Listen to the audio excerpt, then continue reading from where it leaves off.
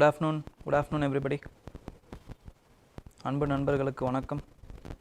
Am I audible?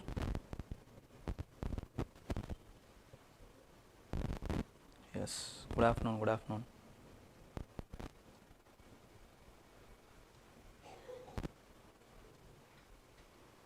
Super. Okay, we shall start now. So இன்னைக்கு நம்ம current affairs 28, 29 and 30th August இன்னையோட சேர்த்து நம்ம பார்க்க போறோம். ஓகேங்களா?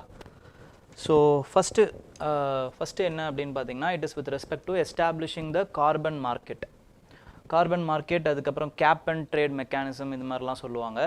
ரொம்ப nuances இல்லனா intricate உள்ள போகாம சிம்பிளா நம்ம எப்படி இத புரிஞ்சிக்கலாம்ங்கறத நம்ம பார்ப்போம். Okay? First of all, Government of India in its budget, Finance Minister என்ன சொல்லிருக்காங்க அப்படினு பாத்தீங்கன்னா there are some industries. Okay, there are some industries which we can't neglect it.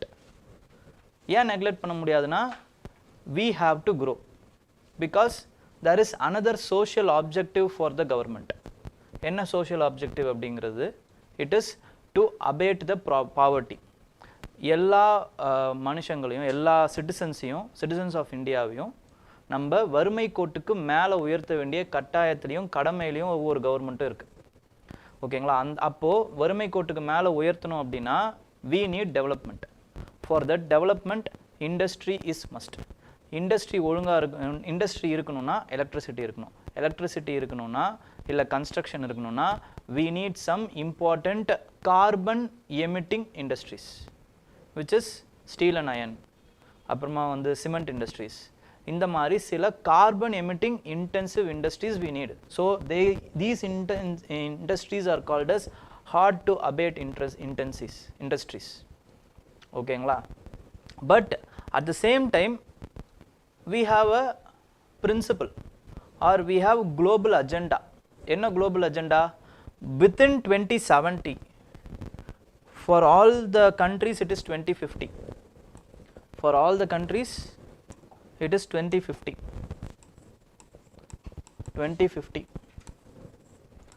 For all the developed countries.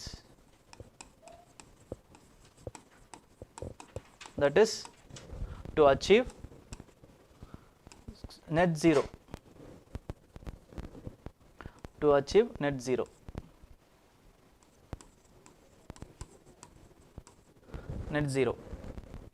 ஓகேங்களா? Net zero அப்படிங்கிறது என்னது? the amount of carbon which we are releasing is equal to the amount of carbon we are sequestering. அதாவது capturing னு அர்த்தம். carbon capturing and storage. okay, this is called as net zero. so இப்படினா என்ன அர்த்தம்னா நம்ம release பண்ற கார்பனால எக்ஸ்ட்ராவா climate வந்து change ஆகாது, குளோபல் வார்மிங் ஏற்படாதுன்னு அர்த்தம். அதுதான் நெட் ஜீரோவை நம்ம அச்சீவ் பண்ணணும்ன்றத சொல்றாங்க. ஓகேங்களா? But for India, we have set this goal of achieving net zero as 2070. 2070ல நம்ம வந்து net zero-வை achieve பண்ணுவோம் அப்படின்ட்டு in our Panchamirth agreement we have set. Panchamirth agreement which is given by our Prime Minister Modi in Glasgow COP, Conference of Party-ல கொடுத்தோம் நம்ம. ஓகேங்களா? So in order to implement those things, what we have to do is we have to have implement a carbon market mechanism.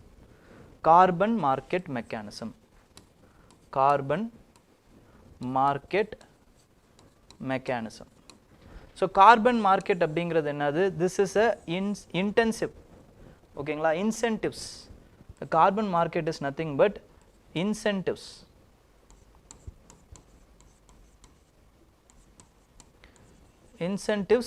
Given to the industries to reduce their carbon emission. The carbon market is nothing but the incentives given to the industries to reduce their carbon emission.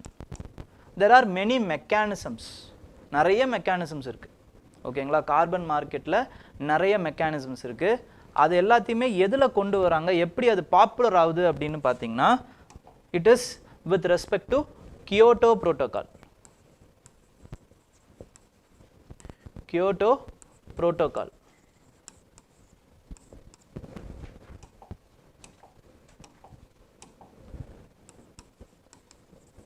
இந்த Kyoto புரோட்டோகாலில் தான் இது வந்து famous ஆகுது. இந்த Kyoto protocol is a product of வாட்னா, it is a product of UNFCCC,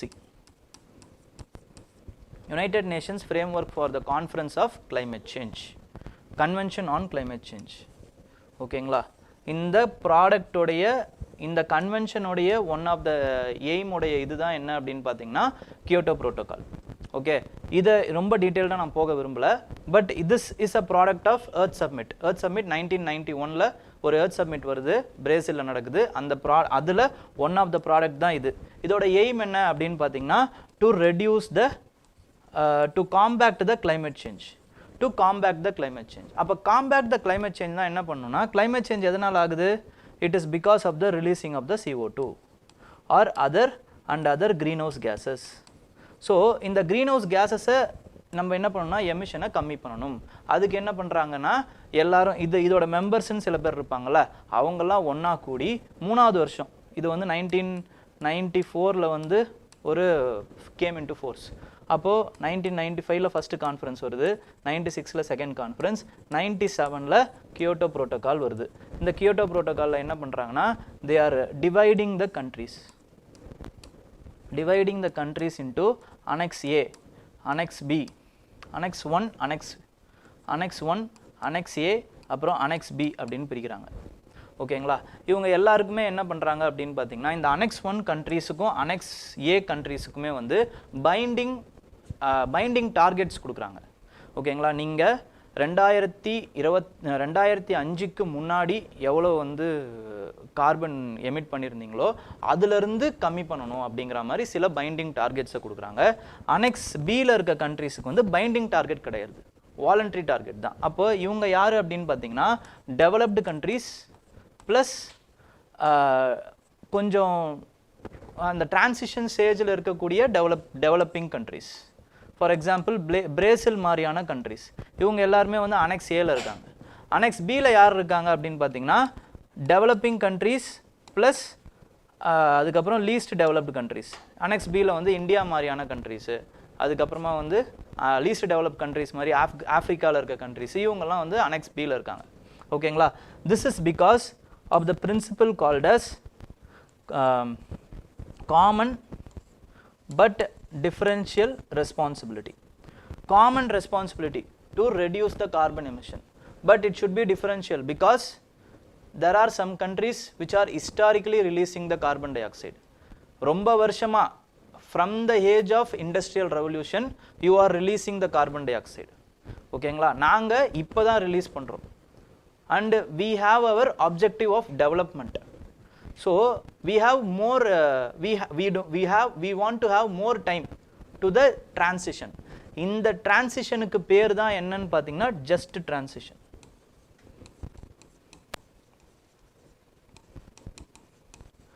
இந்த டிரான்சிஷனுக்கு பேர் தான் என்ன அப்படின்னு பார்த்தீங்கன்னா ஜஸ்ட் டிரான்சிஷன். ஓகே, இது டிரான்சிஷன் வித் ஈக்விட்டி, இல்லைனா ஜஸ்ட் டிரான்சிஷன்னு சொல்லுவாங்க, இல்லைனா டிரான்சிஷன் வித் ஈக்விட்டி அப்படின்னு சொல்லுவாங்க. அப்போது இந்த டிரான்சிஷனுக்கு இவங்க என்னென்ன பண்ணுறாங்க, அப்போது அந்த டார்கெட்டை அச்சீவ் பண்ணுறதுக்காக என்ன பண்ணுறாங்கன்னு பார்த்தீங்கன்னா they are introducing some mechanisms. இந்த மெக்கானிசமில் இம்பார்ட்டண்ட்டான மெக்கானிசம்ஸ் தான் என்ன அப்படின்னு பார்த்தீங்கன்னா 3. Joint implementation.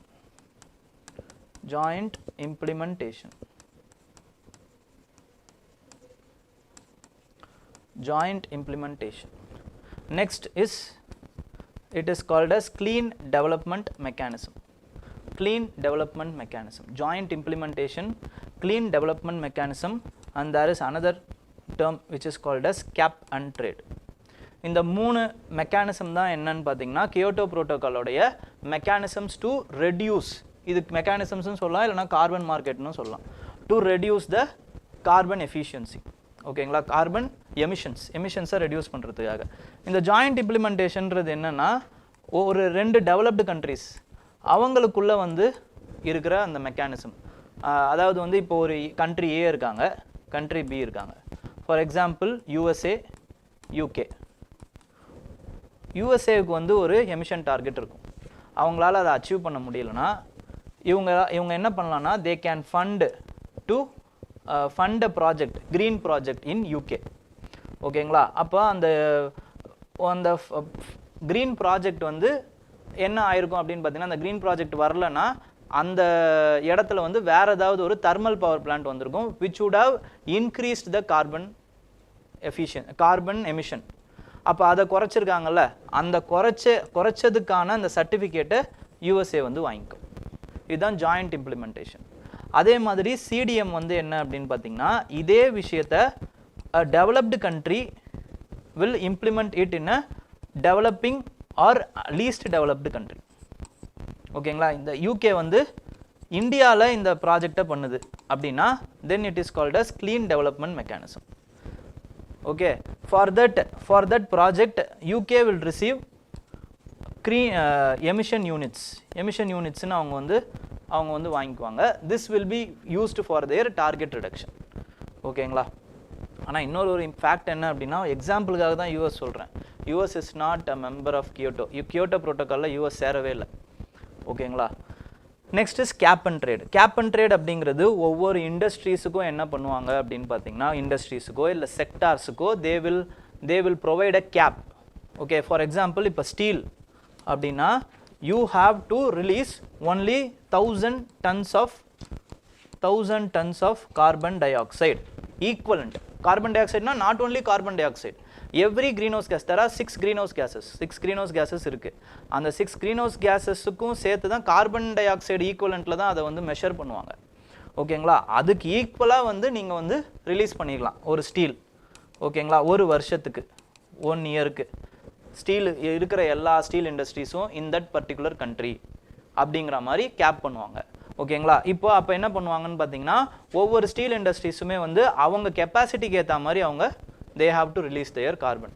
அப்படி அதிகமாக ரிலீஸ் பண்ணிட்டாங்க அப்படின்னா வேறு ஏதாவது ஸ்டீல் இண்டஸ்ட்ரீஸ் வந்து அவங்க சர்டிஃபிகேட் வச்சுருப்பாங்க, எனர்ஜி சர்டிஃபிகேட். ஏன்னா கம்மியாக சில பேர் வந்து ரிலீஸ் பண்ணியிருப்பாங்க, அவங்கக்கிட்டேருந்து இவங்க வாங்கிக்கலாம். அதுதான் வந்து cap and trade.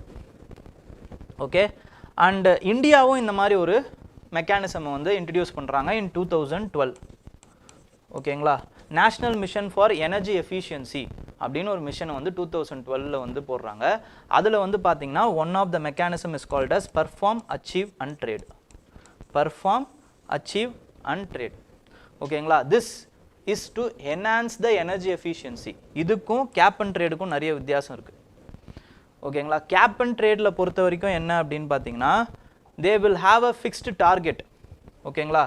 Cap and ட்ரேடை பொறுத்த வரைக்கும் they will have a fixed target. எமிஷனை வந்து அவங்க வந்து ஃபிக்ஸ் பண்ணிடுவாங்க, இவ்வளோ தான் எமிட் பண்ணணும் அப்படின்ட்டு. இதில் அப்படி கிடையாது. It is a relative term. Perform, achieve, ட்ரேடில் பொறுத்த வரைக்கும் பார்த்தீங்க அப்படின்னா, இப்போது 2 இண்டஸ்ட்ரி இருக்குது. ஸ்டீல் இண்டஸ்ட்ரியிலேயே 2 கம்பெனி இருக்குதுன்னு வச்சுக்கோங்க. கம்பெனி ஏ, கம்பெனி பி. கம்பெனி ஏ வந்து என்ன பண்ணுது அப்படின்னு பார்த்தீங்கன்னா, இப்போது எந்த ஒரு எஃபிஷியண்ட்டான முறையையும் யூஸ் பண்ணாமல் they are releasing 5 tons of carbon dioxide.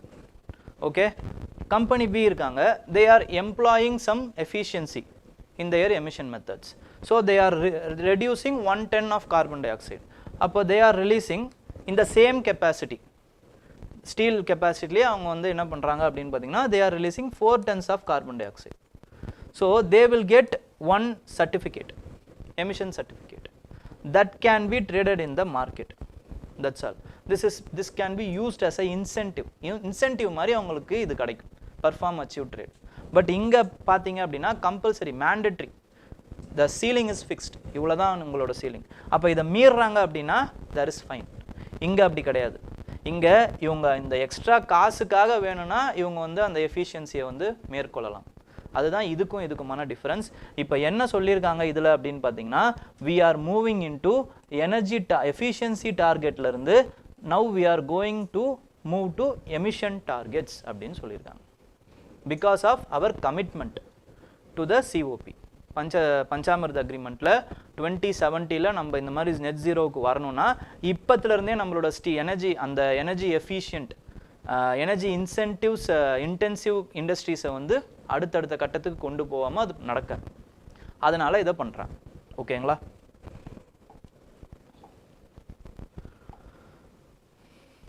So these are the clean development mechanism, and நம்மளுடைய நேஷ்னலி டிட்டர்மைன்டு கான்ட்ரிபியூஷன்ஸில் 2 இம்பார்ட்டண்ட் இது வந்து என்னன்னு சொல்லியிருப்பாங்கன்னா நம்மளோட எனர்ஜி செக்டார் வச்சு சொல்லியிருப்பாங்க.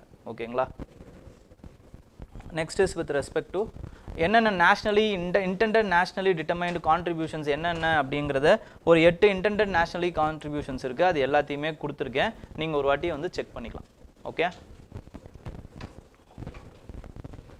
next is with respect to silent democratic backlash in South Asia. அதுக்குள்ள இதில் ஏதாவது டவுட்ஸ் இருந்தா you can ask me.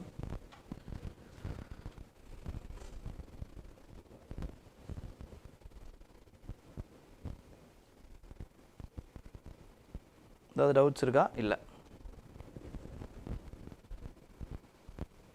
இப்போ என்ட்ரன்ஸ் டெஸ்ட்டே வரப்போகுது, இதில் எங்கே மாடல் டெஸ்ட் வைக்கிறது? இந்த வாரம் என்ட்ரன்ஸ் டெஸ்ட் இருக்குது. ஓகே, மைக்கில் நாய்ஸ் வருதா? இப்போ வருதுங்களா?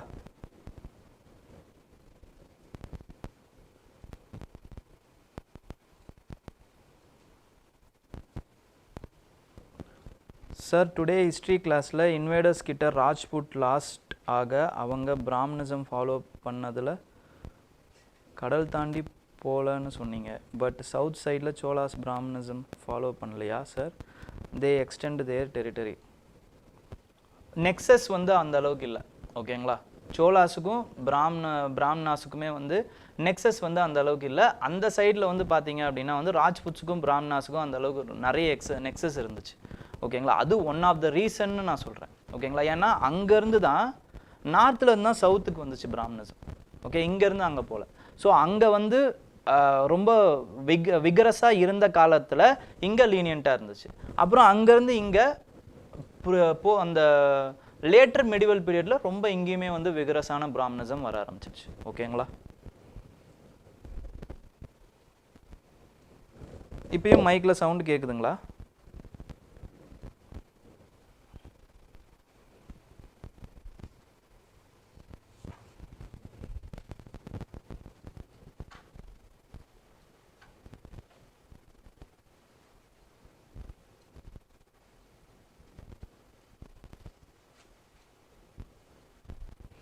Sir, history ancient medieval and modern books வாங்கணும், எந்த புக் வாங்குறது?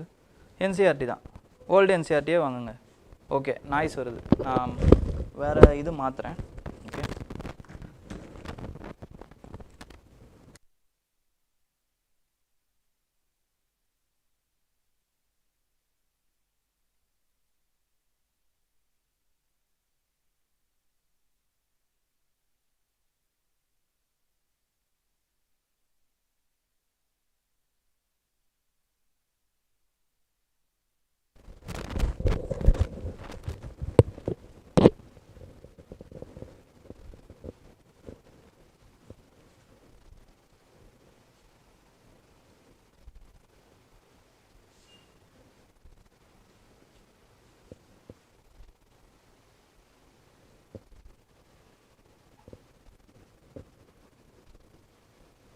போதும், ரிவைஸ் பண்ணுறதுக்கு போதும்.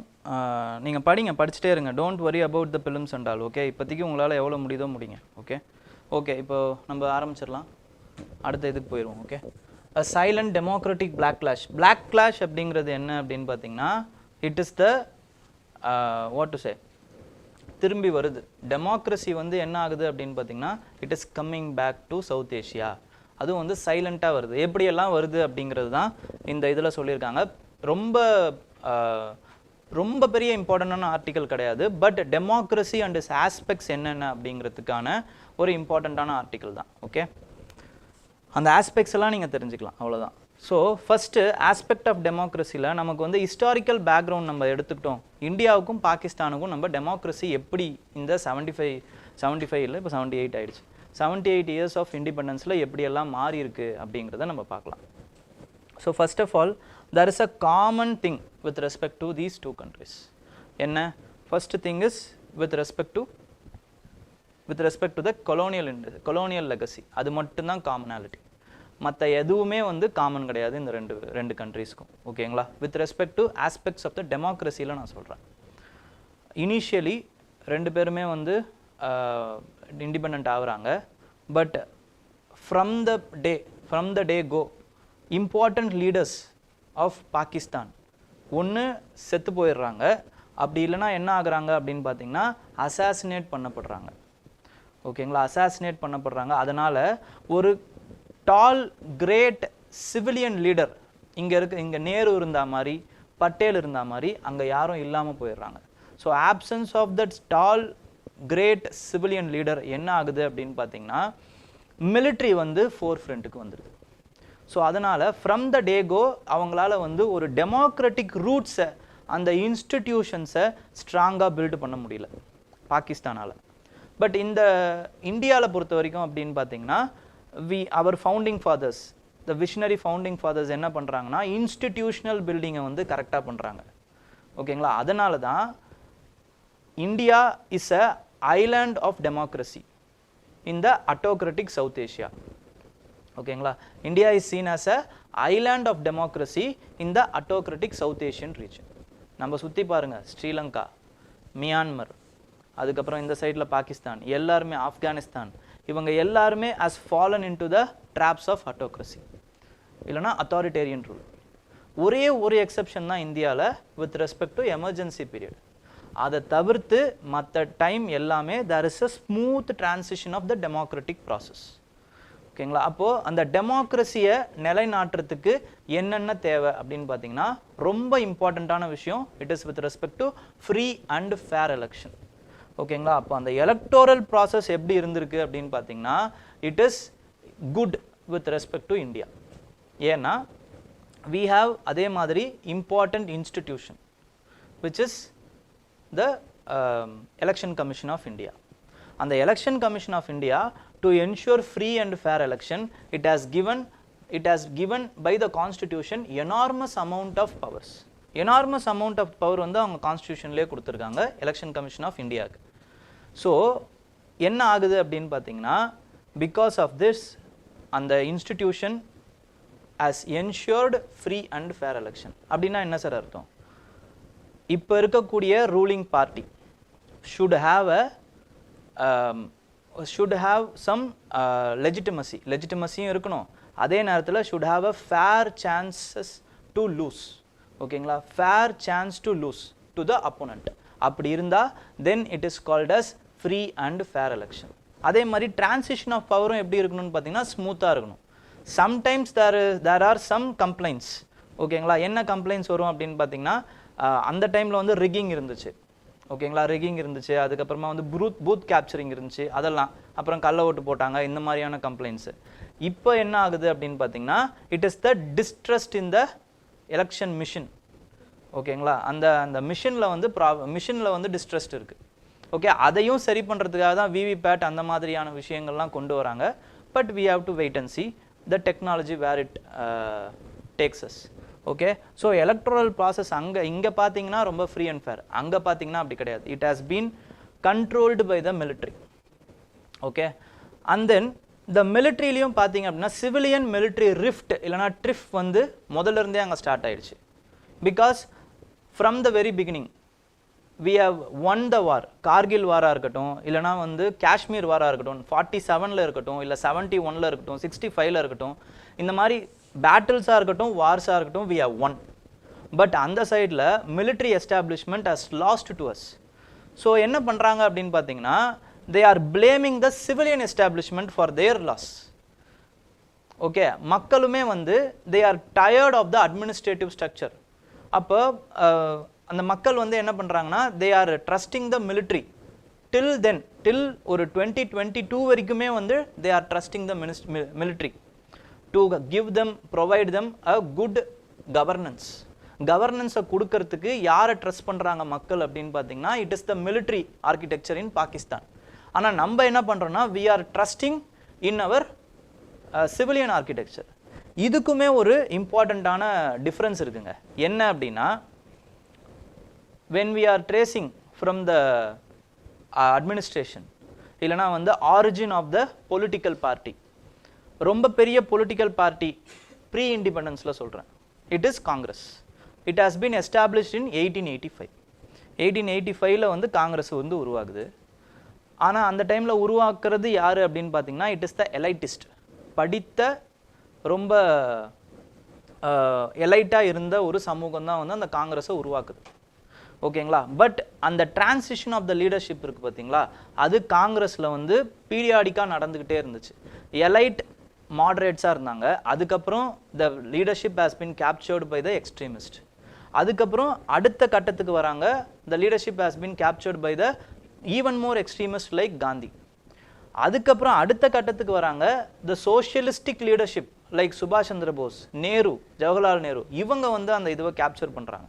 ஸோ இவங்க மக்களோட மக்களாக இவங்களால வந்து அந்த மக்களோட பல்ஸை இவங்களால பிடிக்க முடிஞ்சது. மிடில் கிளாஸ் இன்டெலிஜென்சியாக வந்து அந்த காங்கிரஸில் வந்து லீடர்ஷிப்புக்கு வந்துடுறாங்க. But the Muslim League which has been founded in the 1906, it has been founded by the ruler of Dhaka தான் வந்து ஃபவுண்ட் பண்ணுறாரு. அங்கே வந்து ஜமீன்தார்ஸும் இந்த மாதிரியான லீடர்ஸும் தான் வந்து இருக்காங்க. But it has been failed to transition like the Congress. அங்கே டில் இண்டிபெண்டன்ஸுமே வந்து என்ன ஆகுதுன்னு பார்த்தீங்கன்னா, except Jinnah, other leaders are more zamindars and elitist. அப்போது they lacked the connectivity between the masses. ஓகேங்களா? ஸோ இதனால தான் என்ன ஆகுதுன்னு பார்த்தீங்கன்னா, trust deficit with the elite leadership அது வந்து மாசஸ் கூட வருது. இங்கே வந்து மிடில் கிளாஸ் இன்டெலிஜென்சியாங்கிறதுனால நம்மளால் ஈஸியாக கனெக்ட் பண்ணிக்க முடியுதுங்கிறதும் இன்னொரு இம்பார்ட்டண்ட்டான விஷயம். ஸோ சிவில் மிலிட்ரி ரிஃப்ட் அங்கே இருந்துச்சு, இங்கே அந்த மாதிரி எதுவும் கிடையாது. Okay, it is more or less dominated by the civil leadership. Okay, next வந்து ரூல் ஆஃப் லாவை பார்த்தீங்கன்னா அப்படின்னா, இங்கே வந்து judiciary has played a very very important role in establishing the rule of law. கான்ஸ்டிடியூஷனை வந்து அப்ஹோல்ட் பண்ணுறதா இருக்கட்டும், பிரின்சிபிள்ஸை அப்ஹோல்டு பண்ணுறதா இருக்கட்டும், இது எல்லாமே வந்து judiciary has even invented the basic structure doctrine. ஓகேங்களா? Collegium system for its independence. இந்த மாதிரி வந்து எல்லா விஷயத்தையுமே வந்து ஜுடிஷியரி வந்து ஆக்டிவ் ரோல் ப்ளே பண்ணியிருக்கு. Introduction of PIL, public interest லிட்டிகேஷனாக இருக்கட்டும், இது எல்லாத்துலேயுமே வந்து judiciary has activated or played a active role. ஆனால் இந்த சைடில் பார்த்தீங்க அப்படின்னா, it has been succumbed to the pressure of the military. அப்போது மிலிட்ரி அப்படிங்கிற அந்த ஆர்கனைசேஷன் புத்திசல் மாதிரி இருக்கிற மற்ற டெமோக்ராட்டிக் இன்ஸ்டிடியூஷன்ஸ் இன் பாகிஸ்தானை அரிச்சிருக்கு ஓவர் த இயர்ஸ். ஓகேங்களா? இங்கே அந்த மாதிரி இல்லை. ஓகேங்களா? அப்போ வேறு என்னென்னலாம் ஆஸ்பெக்ட்ஸ் இருக்குது? டெமோக்ரஸி அப்படின்னாலே it is right to free speech இருக்கணும். அப்படின்னா you have to have a freedom of எக்ஸ்பிரஷன்னா த்ரூ நியூஸ் பேப்பர்ஸ் நீங்கள் வந்து ஃபஸ்ட்டு நாலேஜை வளர்த்துக்கணும். அப்போ தான் உங்களால் அதில் வந்து அப்போ தான் வந்து உங்களால் வந்து மற்றவங்கக்கிட்ட வந்து பேச முடியும். அந்த நாலேஜ் வச்சு தான் டிபேட் பண்ண முடியும். ஓகேங்களா? ஸோ ஃப்ரீடம் ஆஃப் எக்ஸ்பிரஷனாக இருக்கட்டும், நியூஸாக இருக்கட்டும், இது எல்லாமே it is carried out by the vibrant press and civil society. அப்போ அந்த சிவில் சொசைட்டியும் ப்ரெஸ்ஸுமே வந்து இந்தியாவில் எப்படி இருந்திருக்காங்க அப்படின்னு பார்த்தீங்கன்னா, இதில் மட்டும் 2 பேரும் வந்து விதிவிலக்கு. என்னன்னு பார்த்தீங்கன்னா, பாகிஸ்தான்லேயும் சரி இந்தியாவிலையும் சரி, பிகாஸ் த ஸ்டேட்டோட அப்பாரிட்டஸ்னால விச் இஸ் சென்ட்ரலைஸ்ட், டீப் ஸ்டேட்டுன்னு சொல்லுவாங்க. 2 ஸ்டேட்டையுமே ஓவர் சென்ட்ரலைஸ்ட் இல்லைனா வந்து deep state, over developed state இல்லைனா வந்து டீப் ஸ்டேட்டுன்னு சொல்லுவாங்க. Which is all the aspects of the civilian aspects will be controlled by the state. These types of states are called as deep state. அதனால இது ப்ரெஸ்ஸாக இருக்கட்டும் இல்லைனா வந்து சிவில் சொசைட்டியாக இருக்கட்டும், 2 நாட்டிலையுமே வந்து அண்டர் டெவலப்டாக தான் வளர்ந்துருக்கு. ஆனால் of late after the liberalisation என்ன ஆகுது அப்படின்னு பார்த்தீங்கன்னா, இந்தியாவில் freedom of press and civil society கொஞ்சம் வளர்ந்துருக்காங்க பாகிஸ்தானை விட. பட் ஃப்ரீடம் ஆஃப் இண்டெக்ஸில் பொறுத்த வரைக்கும், ஃப்ரீடம் ஆஃப் ப்ரெஸ் இண்டெக்ஸ் அதை பொறுத்த வரைக்கும் Pakistan scores high than India. Okay, it is an anomaly.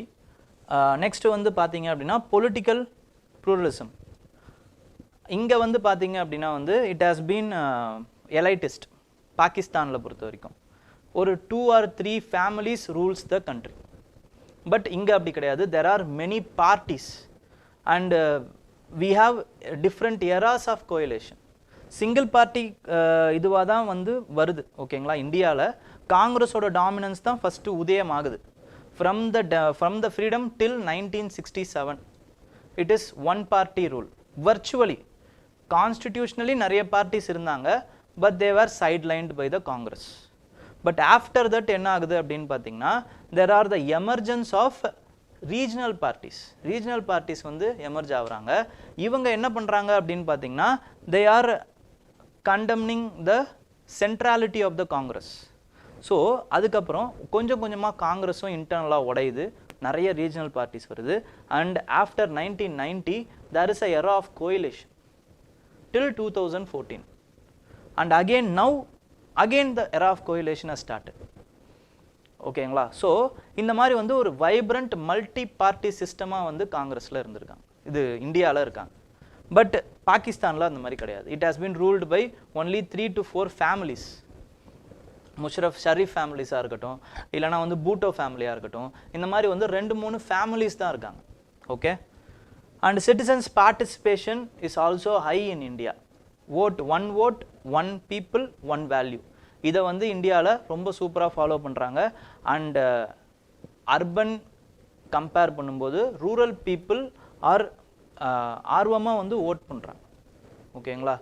So இது ஒரு இம்பார்ட்டண்ட்டான விஷயம். Citizen participation in election process or political process is more vibrant in India than Pakistan.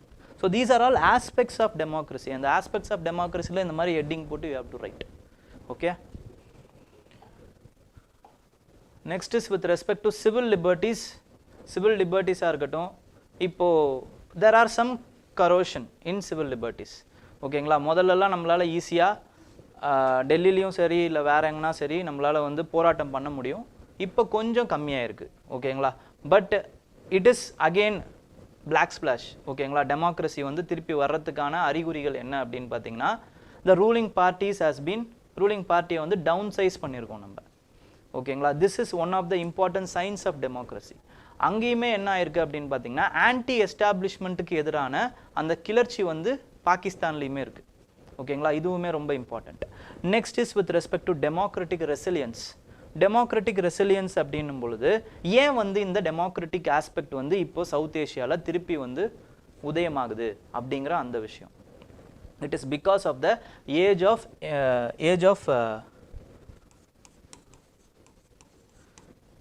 Of news media, age of media அப்படின்னு கூட சொல்லலாம்.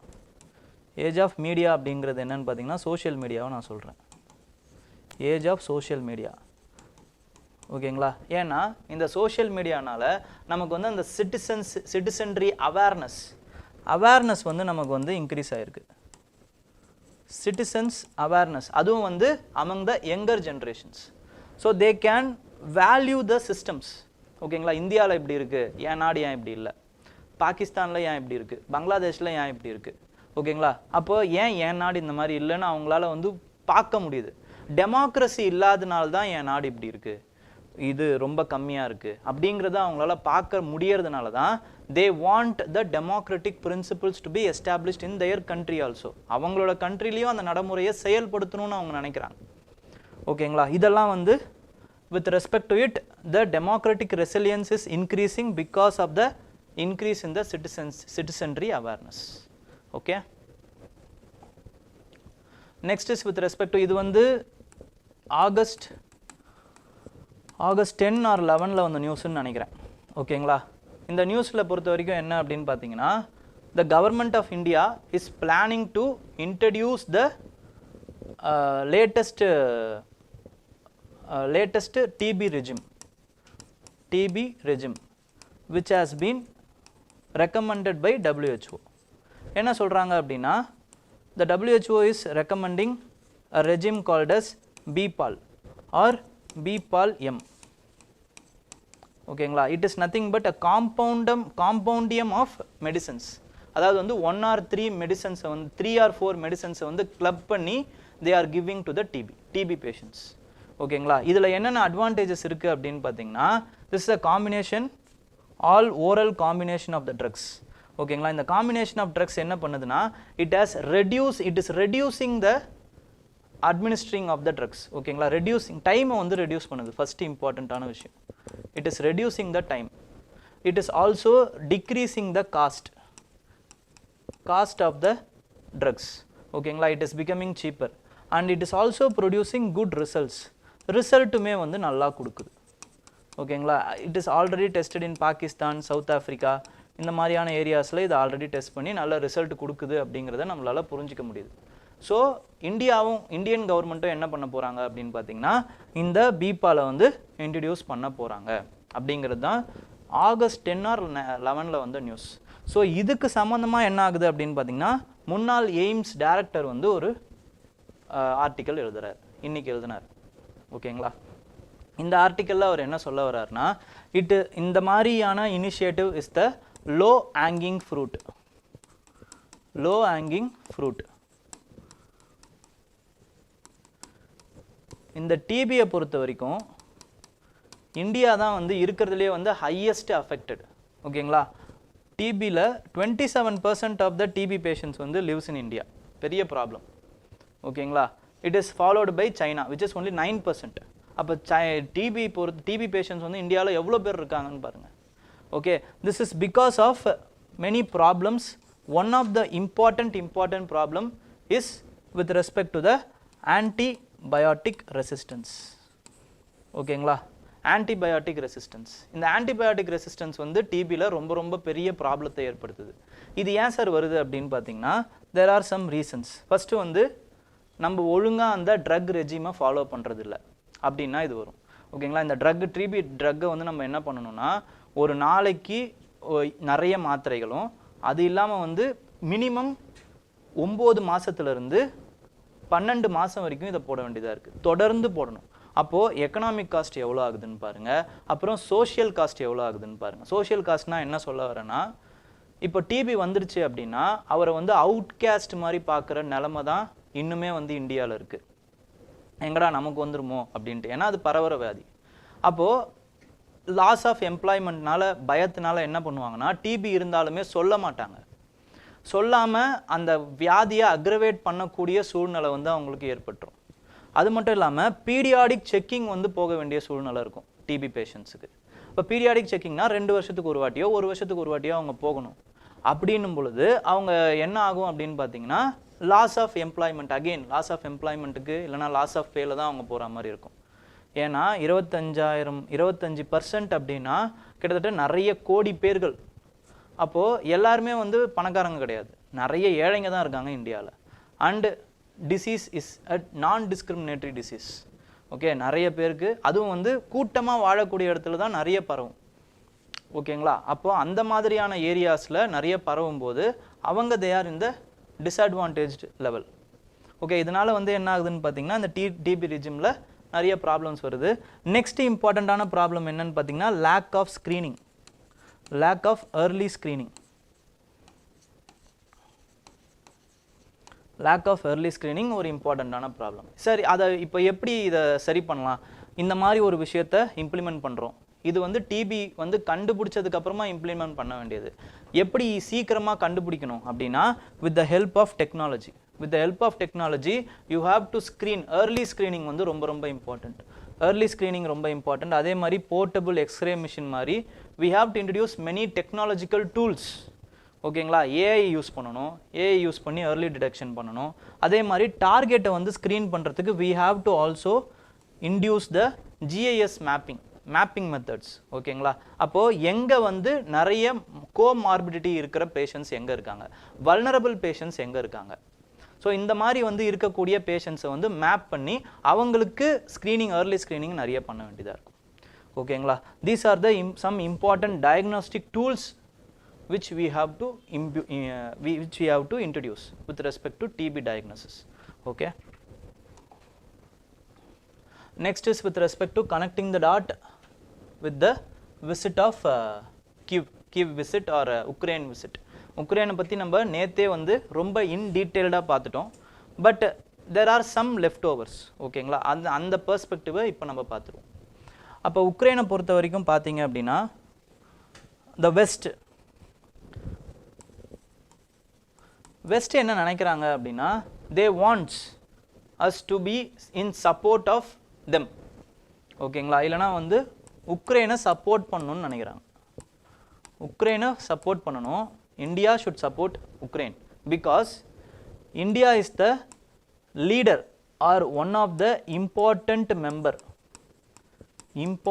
Member of global south.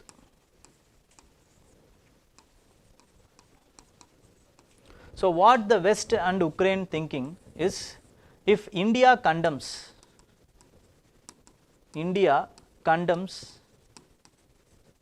Russia, condemn பண்ணாலே ஆயில வாங்க மாட்டாங்க. அப்போ it will be a both diplomatic and economic defeat for Russia. Diplomatic and economic defeat for Russia. Severe blow இருக்கும். So it will act as a deterrent to the war. ரஷ்யாவோட வார்ல டிட்டரண்டா இருக்கும். Russia Ukraine வார்ல ரஷ்யாவுக்கு ஒரு டிட்டரண்டாவும் ஒரு பெரிய ஒரு ப்ளோவாகவும் இருக்கும் அப்படின்றத நம்பி தான் வெஸ்ட்டும் உக்ரைனும் என்ன பண்ணாங்க அப்படின்னு பார்த்தீங்கன்னா, they wanted India to condemn from the very beginning. But India has other plans. Dhoni மாதிரி நடந்துச்சு இந்தியாவுக்கு. ஓகேங்களா? இந்தியா வந்து from the first இந்தியாவுடைய அந்த இது என்ன அப்படின்னு பார்த்தீங்கன்னா, foreign policy is followed by two important things, which is non-alignment. Non-alignment. இப்போ it has been replaced by multi-alignment.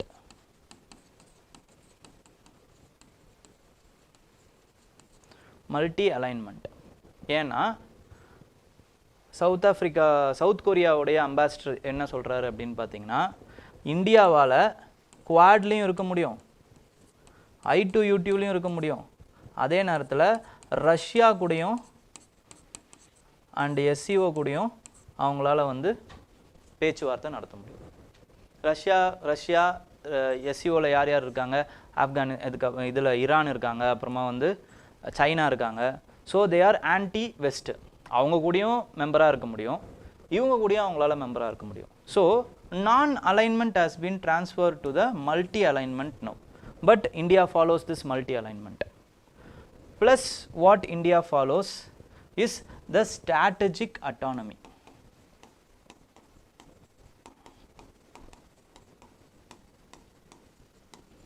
Strategic autonomy. So non-alignment and strategic autonomy are the two bases of India, which India is following from the very beginning of its independence.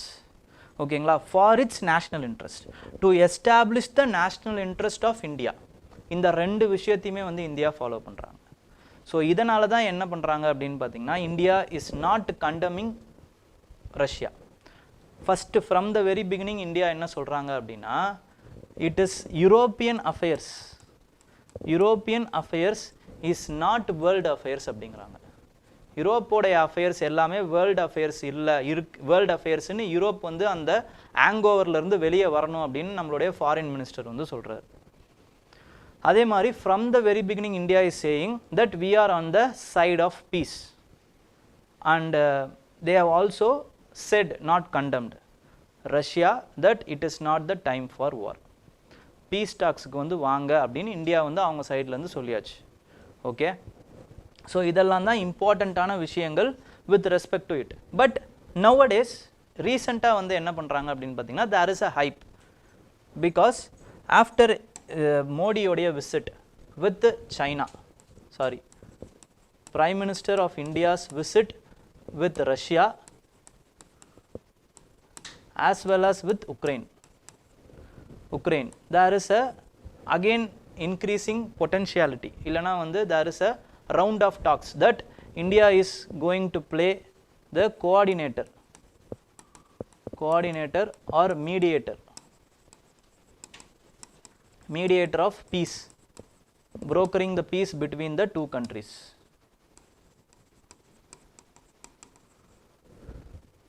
இது world வந்து இருக்கிற எல்லா stack ஹோல்டர்ஸுமே இந்த piece வேணும் அப்படின்னு நினைக்கிறதுக்கு அவங்களுக்குன்னு ஒவ்வொரு காரணங்கள் இருக்குது. ஃபார் யூஎஸ் பொறுத்த வரைக்கும் பார்த்தீங்க அப்படின்னா, பிடன் வந்து அடுத்து அவர் வந்து கலந்துக்க போகிறது இல்லை, பிரசிடென்ஷியல் எலெக்ஷனில் அவர் வந்து ஃபைட் பண்ண போகிறது இல்லை. So he wants to make a legacy with this presidency. ஓகேங்களா, அவரோட பிரசிடென்சியில் இந்த வாரம் முடிச்சு வச்ச மாதிரி இருக்கணும்னு அவர் நினைக்கிறார். ஸோ இந்தியாவுடைய பங்கு வந்து அதிகமாக இருக்கணும்னு அவர் யூஎஸ் வந்து நினைக்கிறாங்க. நெக்ஸ்ட் வந்து யூகே இல்லைனா வந்து யூரோப்பியன் யூனியன் என்ன நினைக்கிறாங்க அப்படின்னு பார்த்தீங்கன்னா, they want to the winter for them, the winter is coming, winter. So வின்டரில் பொறுத்த வரைக்கும் தே நீட் எனர்ஜி செக்யூரிட்டி. ஓகேங்களா ஆல்ரெடி போன வருஷமே என்னாச்சு அப்படின்னு பார்த்தீங்கன்னா because of the blockade of the gases natural gas வந்து ரஷ்யாவை தான் டிபெண்ட் பண்ணியிருந்தாங்க நிறைய அது ரஷ்யா வந்து பிளாக் பண்ணதுனால நிறைய இன்ஃப்ளேஷனரி ப்ரெஷர் வந்து அவங்களுக்கு இருந்துச்சு அதுவும் இல்லாமல் வின்டரில் அவங்க ரொம்ப கஷ்டப்பட்டாங்க அதே மாதிரியான சூழ்நிலை இப்போயும் வரக்கூடாதுன்னு அவங்க நினைக்கிறாங்க ஸோ டெம்பரவரி பீஸுக்கு வந்து அவங்க வந்து ஆசைப்படுறாங்க ரஷ்யாவும் என்ன நினைக்குது அப்படின்னு பார்த்தீங்கன்னா Russia thought that this war could be a clear short war சீக்கிரமாக போயிட்டு ஜெயிச்சுட்டு வந்துடலான்னு தான் நினச்சாங்க ரஷ்யா பட் ஒரு 2 வருஷமாக இந்த வார் வந்து இழுத்துக்கிட்டு இருக்கு so it wants a honourable exit வந்து ரஷ்யாவுக்கு தேவை so all of this can be achieved through the neutral mediator like India ஓகேங்களா பட் இதில் என்ன ஒரு பெரிய பிரச்சனை அப்படின்னா both Russia and Ukraine they are maintaining a maximalist stand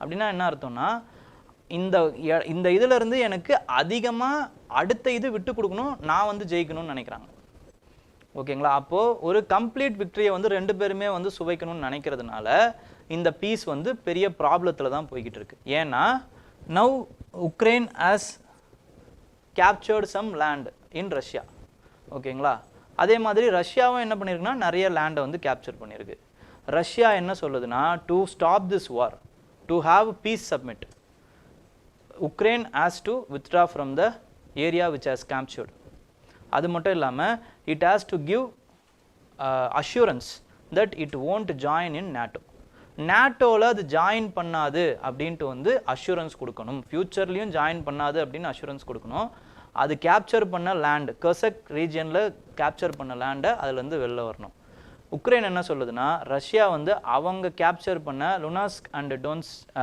டோன்ஸ்டக் இந்த ரீஜியனில் இருக்க லேண்ட்ஸை வந்து ஃபஸ்ட்டு அவங்க வந்து வெளியே வரணும் அப்போ தான் பீஸ் டீலுக்கே வருவோம் அப்படின்னு இந்த 2 பேருமே வந்து சொல்கிறாங்க ஸோ இதுதான் இப்போ இந்த மேக்சிமலிஸ்ட் ஸ்டாண்டில் 2 பேருமே நிற்கிறதுக்கான காரணமாக இருக்குது but we have to wait and see how this events are turning okay next வந்து with respect to the spotlight of grassroots democracy the grassroots democracy அப்படின்னும்போது it is talking about the 73rd and 74th constitutional amendment which has established municipalities and urban local bodies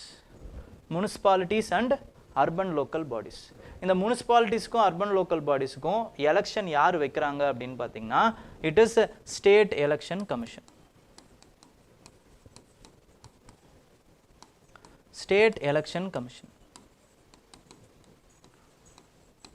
and it doesn't come under the election commission of India அவங்களுடைய ஆளுகை கீழே இது வராது state election commission won't come but this is also a constitutional body it has been established under article 243 ஓகேங்களா 243k in the state election commission and powers வந்து பாத்தீங்கன்னா 243 z2k ல இருந்து 243 za வரைக்கும் வந்து அதை வந்து டிஃபைன் பண்ணியிருப்பாங்க அந்த பவர்ஸ் எல்லாமே ஓகேங்களா so it has been defined so but என்ன ப்ராப்ளம் அப்படின்னு பார்த்தீங்கன்னா there is no transparency கிடையாது அதுக்கப்புறம் பவர்ஸ் நிறைய கிடையாது for state election commission as election commission of India ஓகேங்களா இதுதான் இங்கே problem and many election commissions state election commissions are in litigation with their state governments so powers கிடையாது transparency கிடையாது accountability கிடையாது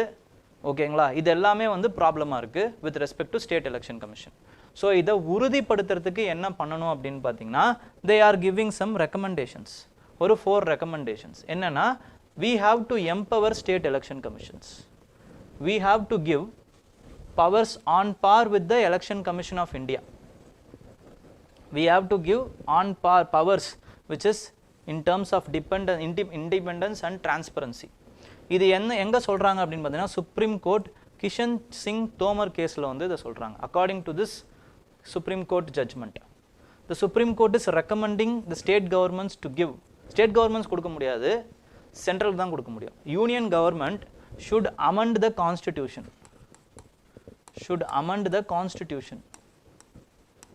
and give powers to the state election commissions.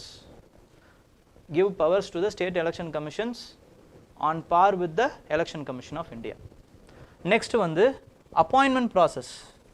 எல்லாத்தையுமே வந்து union government தான் பண்ண முடியும். Appointment process also should be like the there should be a committee. ஓகேங்களா, election commission of இந்தியாவை எப்படி தேர்ந்தெடுக்கிறாங்களோ அதே மாதிரியே வந்து there should be a committee which selects the state election commissioners. ஓகேங்களா, because now the state election commissions are appointed and elected by the state governments. State governments வந்து அவங்களை elect பண்ணிடுறாங்க. So எஸ்மேன் பார்ட்டிக்கு ஆதரவாக இருக்கிறவங்க இவங்கள மாதிரி ஆளுங்களை எலெக்ட் பண்ணிடுறாங்க. ஓகேங்களா, நெக்ஸ்ட் வந்து டீலிமிட்டேஷன் அண்ட் ரிசர்வேஷன். டீலிமிட்டேஷன் ரிசர்வேஷன்ஸ்லாம் வந்து அந்த இது வந்து ஃபிக்ஸ் பண்ணணும்.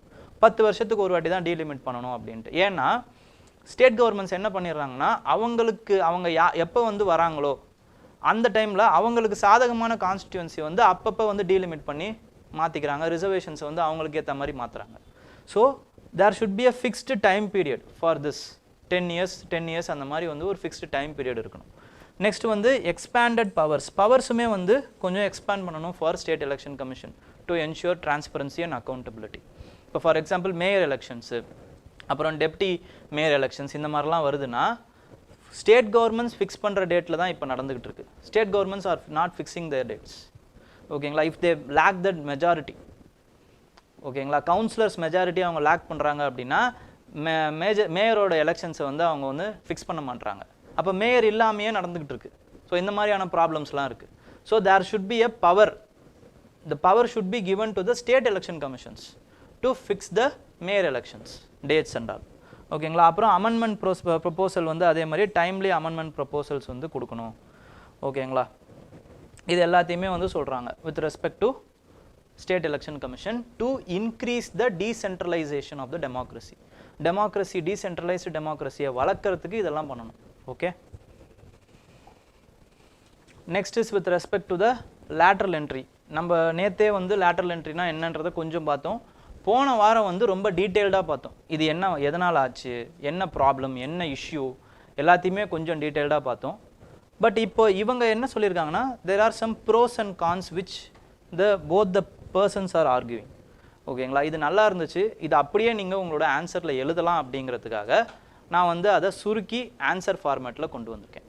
ஓகேங்களா, ஃபஸ்ட்டு அப்போ லேட்டரல் என்ட்ரினா என்னன்னு ஒரு வாட்டி ப்ரஷ் பண்ணிடலாம்.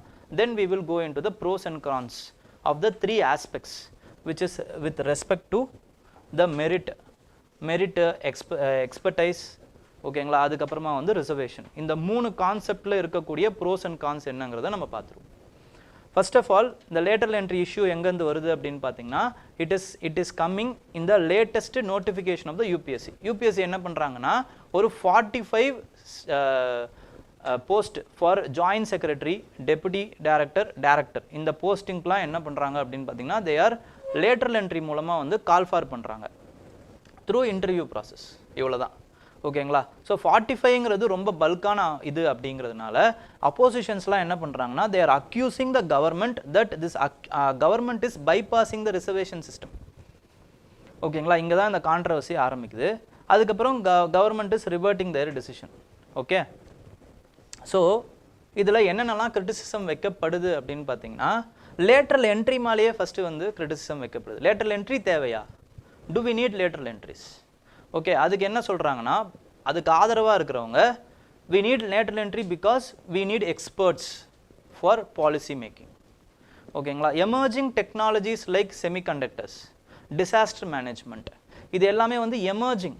ஸோ அந்தந்த டொமைன் எக்ஸ்பர்ட்டால் தான் ஒரு ஹோலிஸ்டிக்கான ஒரு பாலிசியை வந்து அவங்களால மேக் பண்ண முடியும்.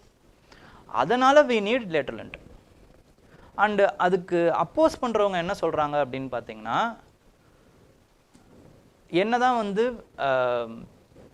பாலிசி டிசிஷனாக இருந்தாலுமே பாலிசி மேக்கிங் அப்புறம் இம்ப்ளிமெண்டேஷன் இது ரெண்டுமே வந்து ரெண்டு தனித்தனி விஷயம் கிடையாது. It is inter related.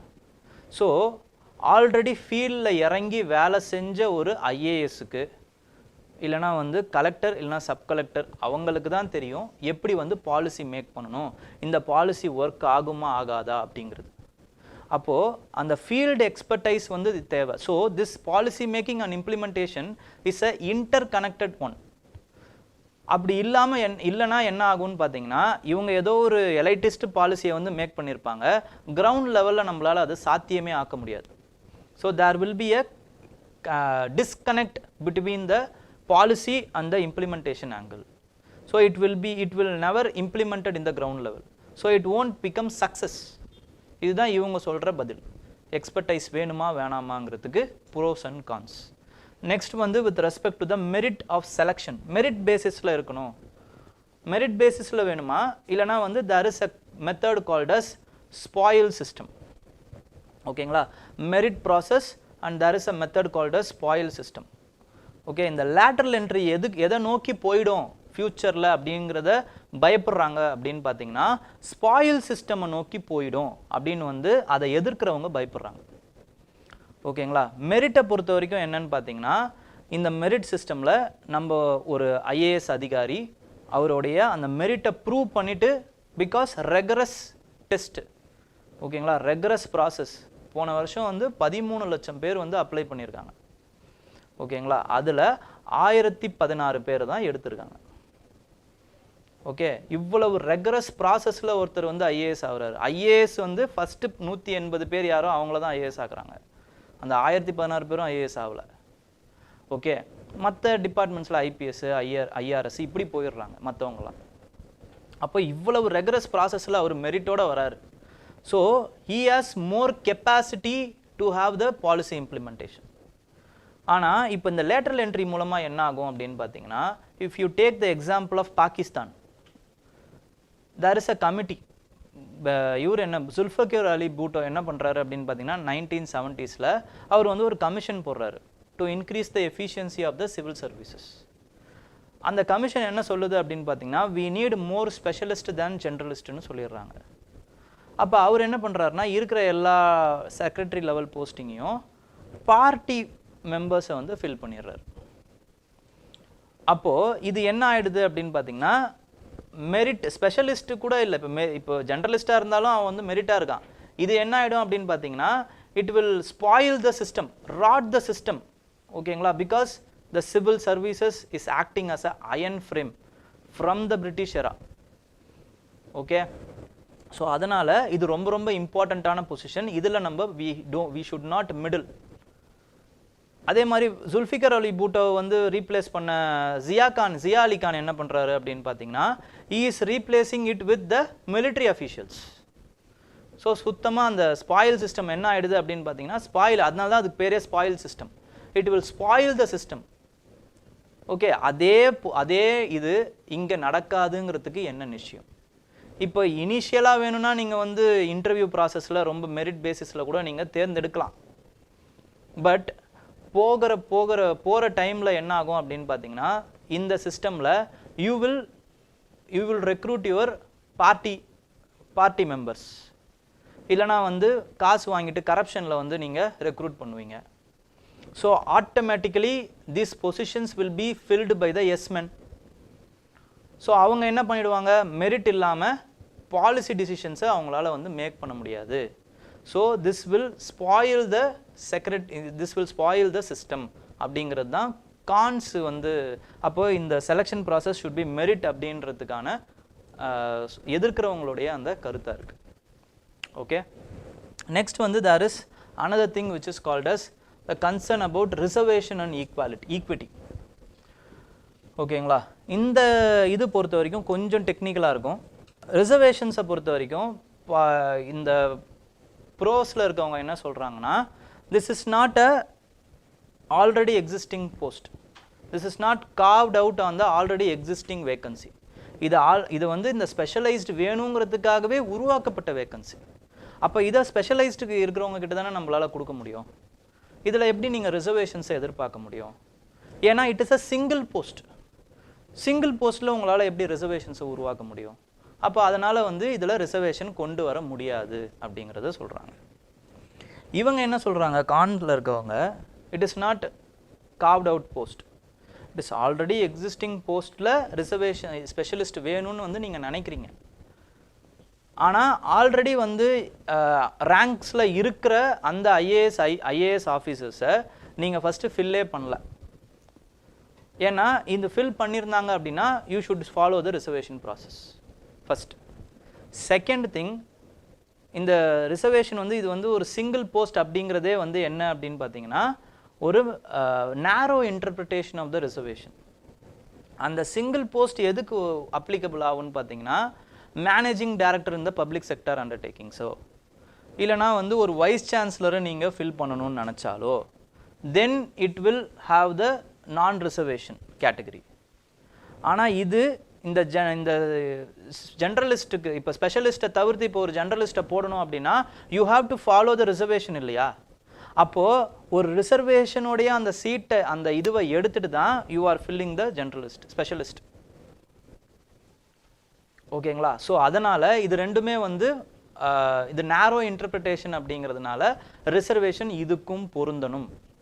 There should be a representation of SC ST women category in these kind of generalist specialist positions also அப்படிங்கிறது தான் இவங்களோட கன்சர்ன். அப்போ இதுக்கு என்ன சார் மிடில் கிரவுண்டு இல்லைனா என்ன ரெக்கமெண்டேஷன்ஸ் அப்படின்னு பார்த்தீங்கன்னா எக்ஸ்பர்ட் வந்து ஒரு விஷயத்த சொல்கிறாரு. இந்த அப்பாயின்மெண்ட் ப்ராசஸ் இருக்குல்ல, இதை சிம்பிளாக வந்து இன்டர்வியூ ப்ராசஸாக நடத்தக்கூடாது. The lateral entry process should also have a rigorous அந்த இது ஓகேங்களா, அந்த எக்ஸாமினேஷன் ப்ராசஸ் அதே மாதிரியே வைக்கணும். ப்ரிலிமினரி மெயின்ஸு இன்டர்வியூன்னு எடுத்துகிட்டு போங்க. So they have to prove their merit, then they can come and fill. First விஷயம். செகண்ட் வந்து என்னன்னு பார்த்தீங்கன்னா if you want to recruit a specialist, okay fine, but don't recruit in the joint secretary level. It is a middle level. Either recruit them in the director level or don't recruit. Persons like Sam Petrudava irukattum illana vandu Manmohan Singha irukattum, they have established their ability beyond the doubt. Public domain la already they are established experts. Finance பொறுத்த வரைக்கும் இல்லைனா ஐடியை பொறுத்த வரைக்கும் சாம் பட்டுடாவுக்கு நல்லாவே தெரியும். மன்மோகன் சிங்க்கு அவர் வந்து ஒரு ஃபினான்ஷியல் எக்ஸ்பர்ட்டுங்கிறது டொமைனில் எல்லாருக்குமே தெரியும். ஸோ ஆல்ரெடி ப்ரூவன் இண்டிவிஜுவல்ஸை நீங்கள் ஒரு ஹையர் போஸ்டிங்கில் போடுறதுல எந்த ப்ராப்ளமும் இல்லை. It will have a accountability on them also. நம்மளால் ஈஸியாக பார்க்கவும் முடியும். பட் இப்போது ஜாயிண்ட் செக்ரட்டரி லெவலில் நீங்கள் போடுறீங்க அப்படின்னா it is a middle one where under them there will be many cadres, above them they will be accountable to the secretary level officers.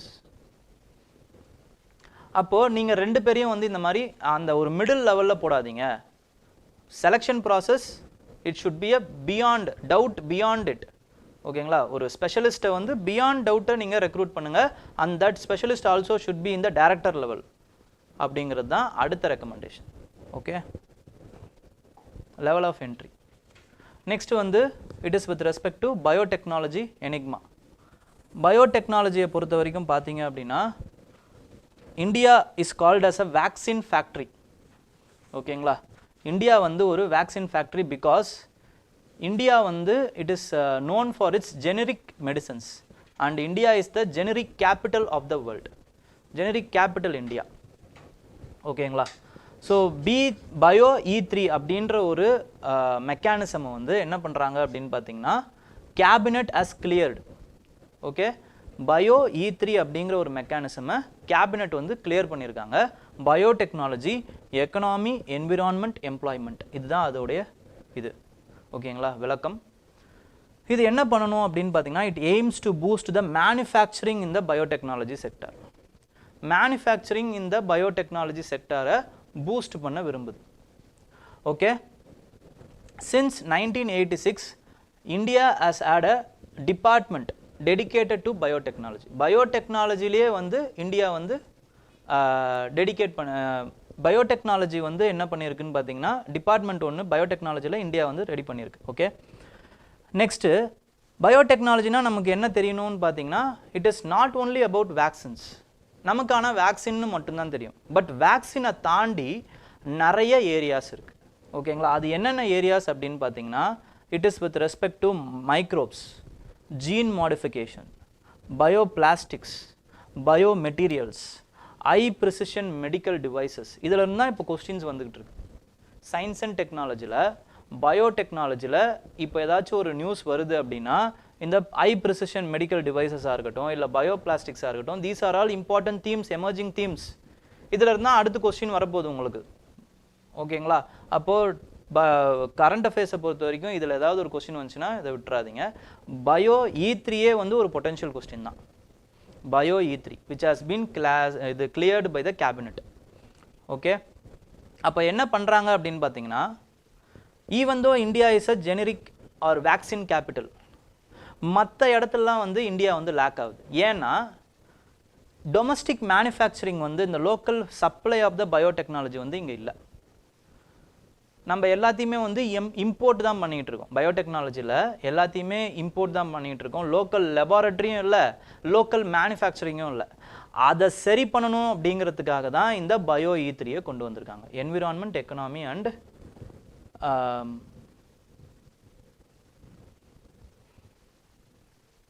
Employment. Okay,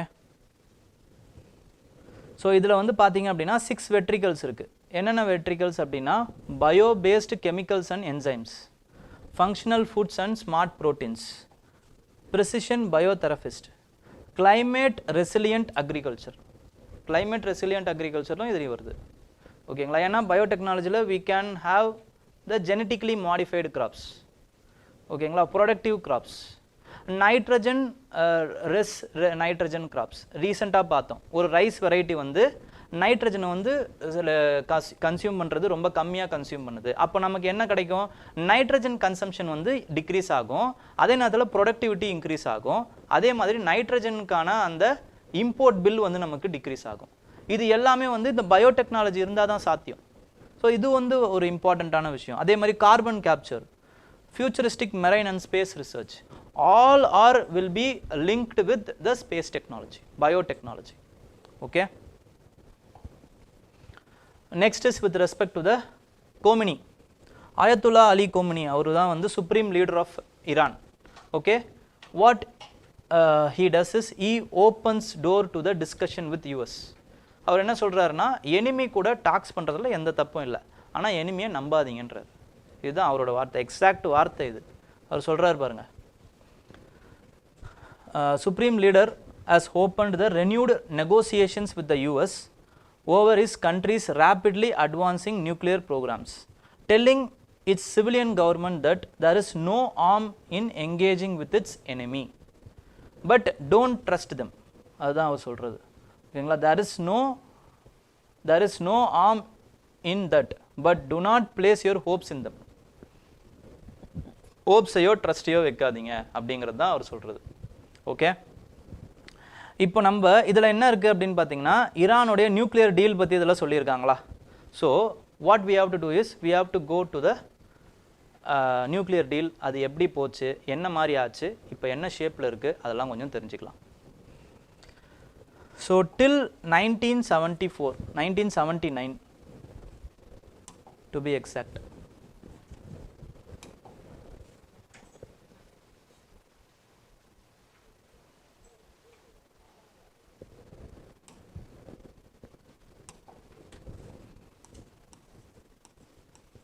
till 1979 Iran and US as a friendship.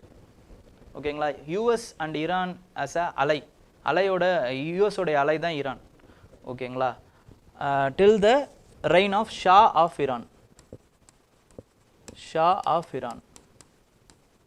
அப்போ வந்து ரொம்ப மாடர்னைஸாக இருக்கும் Iran. ஓகேங்களா? Before cultural revolution ஈரான்னு ஃபோட்டோஸ்லாம் போட்டு பாருங்கள், you will be சர்ப்ரைஸ்டுன்னு. ஓகேங்களா? அப்படி இருந்த ஈரானா இப்போ இப்படி இருக்குது அப்படிங்கிறது மாதிரி தெரியும். ஓகேங்களா? After that cultural revolution takes place. Cultural revolution, the Iran has been captured by the Shia Islamist fundamentalist. ஓகேங்களா? ஷியா இஸ்லாமிஸ்ட் ஃபண்டமெண்டலிஸ்ட் வந்து ஈரானை வந்து கேப்சர் பண்ணிடுறாங்க பவர்ஸு. ஓகேங்களா? அதுக்கப்புறமா வந்து US has put sanctions. ஓகேங்களா? சாங்ஷன்ஸ் போட்டுடுறாங்க ஈரான் மேலே. that has been heightened by the Iran's nuclear programs. Nuclear programme. ஏன் ஈரான் வந்து நியூக்ளியர் ப்ரோக்ராம் பண்ணணும்?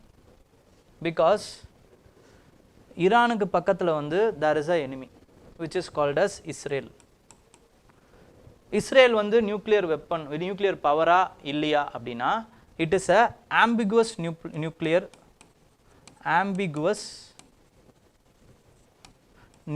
power.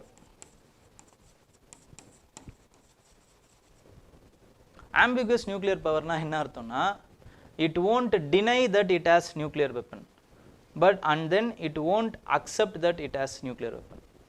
ரெண்டுமே பண்ணாது, சும்மா கம்முன்னு இருக்கும். உனக்கு நியூக்ளியர் வெப்பன் இருக்கா இல்லையா அப்படின்னு கேட்டால் கம்முன்னு இருப்பாங்க. ஓகேங்களா?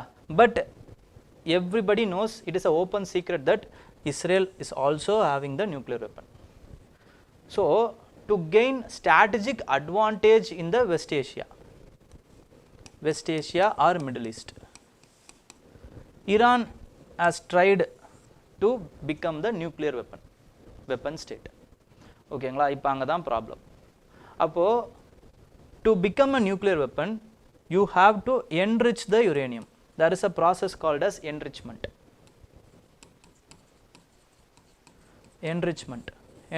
of the uranium. If you enrich the uranium to 5%, you can use it for the thermal power plant, nuclear power plant க்கு யூஸ் பண்ணிக்கலாம், பவர் ஜெனரேஷனுக்காக யூஸ் பண்ணிக்கலாம். ஓகேங்களா? அப்படின்னா enrichmentனா என்ன அப்படின்னா you can't use the natural uranium 238. uranium 238 is not a fissile material கிடையாது. அதுக்குள்ள கொஞ்சோண்டா இருக்கக்கூடிய uranium 235 தான் fissile material. ஸோ enrichment அப்படிங்கிறது என்னன்னு பார்த்தீங்கன்னா இந்த 238ல இருக்கக்கூடிய இதுவை மெட்டீரியலை அதுக்குள்ளே தான் இந்த 235 இருக்கும். இந்த 235ஐ பிரித்து எடுப்பாங்க. அப்போ ஒரு த்ரெஷோல்டு வர வரைக்கும் எடுப்பாங்க. அதுக்கு பேர் தான் 5% த்ரெஷோல்டு. இதை you can use it for peaceful purposes, for electricity purpose. 20% enrich பண்ணுறீங்க அப்படின்னா you can use it for the research purpose. And above 90%, if you enrich above 90%, it is called as weapon grade uranium. ஓகேங்களா? அப்போது இந்த weapon great uranium வந்து பண்ணுறதுக்கு தான் வந்து என்னன்னு பார்த்தீங்கன்னா இந்த they have constructed 3 important nuclear sites, Fordo, Arak and then Nasdaq. இந்த Nasdaq தான் இப்போ இருக்கக்கூடிய only uranium enrichment plant for Iran, and it has been attacked 2013ல after 2015 deal it has been attacked. ஓகேங்களா? after 2015 deal this nuclear establishment was attacked. அதே மாதிரி stunt next அப்படிங்கிற அந்த ஒரு வைரஸ் வச்சும் அட்டாக் பண்ணாங்க. ஓகேங்களா? பிஃபோர் 2010 இந்த வைரஸ் வச்சும் இந்த நியூக்ளியர் எஸ்டாப்ளிஷ்மெண்ட்டை அட்டாக் பண்ணாங்க. ஓகே, ஸோ இப்போ இந்த மாதிரி என்ரிச்மெண்ட் பண்ணிடுறாங்க அப்படிங்கிறது வேர்ல்டுக்கு தெரிஞ்சிடுச்சு. And Iran is months away from becoming nuclear weapon. ஓகேங்களா? Iran is months away from achieving its nuclear weapon. அப்போ என்ன பண்ணுறாங்கன்னா the world leaders are coming forward and giving sanctions to Iran. அப்போ சாங்ஷனை வந்து லிஃப்ட் பண்ணணும்னா என்ன பண்ணுறாங்க அப்படின்னு பார்த்தீங்கன்னா ஈரான் என்ன சொல்லுது, lift the sanctions.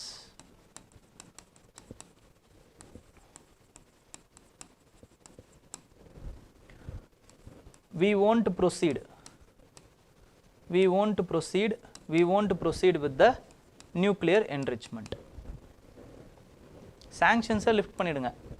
We won't proceed with the nuclear enrichment, and we will also give access to the inspections, periodic inspection to our nuclear facilities by International Atomic Energy Agency. இவங்களுக்கு நாங்கள் கொடுக்குறோம். ஓகேங்களா? அதுக்கு நீங்கள் என்ன பண்ணணும், you have to lift your sanctions. இந்த அக்ரிமெண்ட்டுக்கு பேர் தான் என்ன அப்படின்னு பார்த்தீங்கன்னா joint comprehensive plan of action. It is between Iran and P5+1 country. Permanent 5 US, UK, France, அதுக்கப்புறமா வந்து சைனா. ஓகேங்களா? அதுக்கப்புறமா வந்து ரஷ்யா. +1 அப்படிங்கிறது plus Germany. in the sidelines of EU European Union. இவங்க எல்லாருமே சேர்ந்து இந்த முடிவு எடுக்கிறாங்க. ஓகேங்களா? But it has been, this agreement has been opposed by two hardliners in Middle East. யார் யாரு? Israel and Saudi Arabia. Saudi Arabia எதுக்காக இது எதிர்க்கிறாங்க அப்படின்னு பார்த்தீங்கன்னா, they are Sunni majority. Okay, so sectarian ரிஃப்ட்னால வந்து அதை எதிர்க்கிறாங்க. அண்ட் அந்த செக்டேட்டேரியன் ரிஃப்ட்னால என்ன பண்ணுறாங்கன்னு பார்த்தீங்கன்னா, they are not trusting Iran. Trust issues இருக்குது. அகெயின் இஸ்ரேலும் அதே ட்ரஸ்ட் இஷ்யூஸ் தான். வி கான் ட்ரஸ்ட் ஈரான் அப்படின்றாங்க. ஓகேங்களா? அதுவும் இல்லாமல் இன்னொரு பெரிய ப்ராப்ளம் என்னென்னா, the sunset clause in this joint comprehensive action plan. Sunset clause அது என்னென்னா, 10 இயர்ஸ் வரைக்கும் தான் அந்த லோ என்ரிச்மெண்ட் வந்து ஒரு சர்டன் பர்சன்டேஜ் வரைக்கும் ஈரான் வந்து மெயின்டைன் பண்ணணும். அதுக்கப்புறம் எவ்வளோ வேணாலும் அது மெயின்டைன் பண்ணலாம். 15 இயர்ஸ் வரைக்கும் தான் அந்த nuclear weapons, nuclear power plant வந்து கம்மியாக வச்சுருக்கணும். அதுக்கப்புறம் எவ்வளோ வேணாலும் அவங்க எக்ஸ்பேண்ட் பண்ணலாம். அப்போது இவங்க என்ன பார்க்குறாங்க அப்படின்னு பார்த்தீங்கன்னா, you are just delaying the period years of ஈரானுடைய நியூக்ளியர் எஸ்டாப்ளிஷ்மெண்ட். ஆனால் இந்த டீல் வந்து சைன் ஆகிறதுனால you are lifting the sanctions. So millions and billions of அந்த அமௌண்ட் வந்து ஃப்ரீஸ் ஆகிருக்கு பார்த்தீங்களா, அதை வந்து இப்போ ரிலீஸ் பண்ணிங்க அப்படின்னா என்ன ஆகும்னா, Iran will use it for the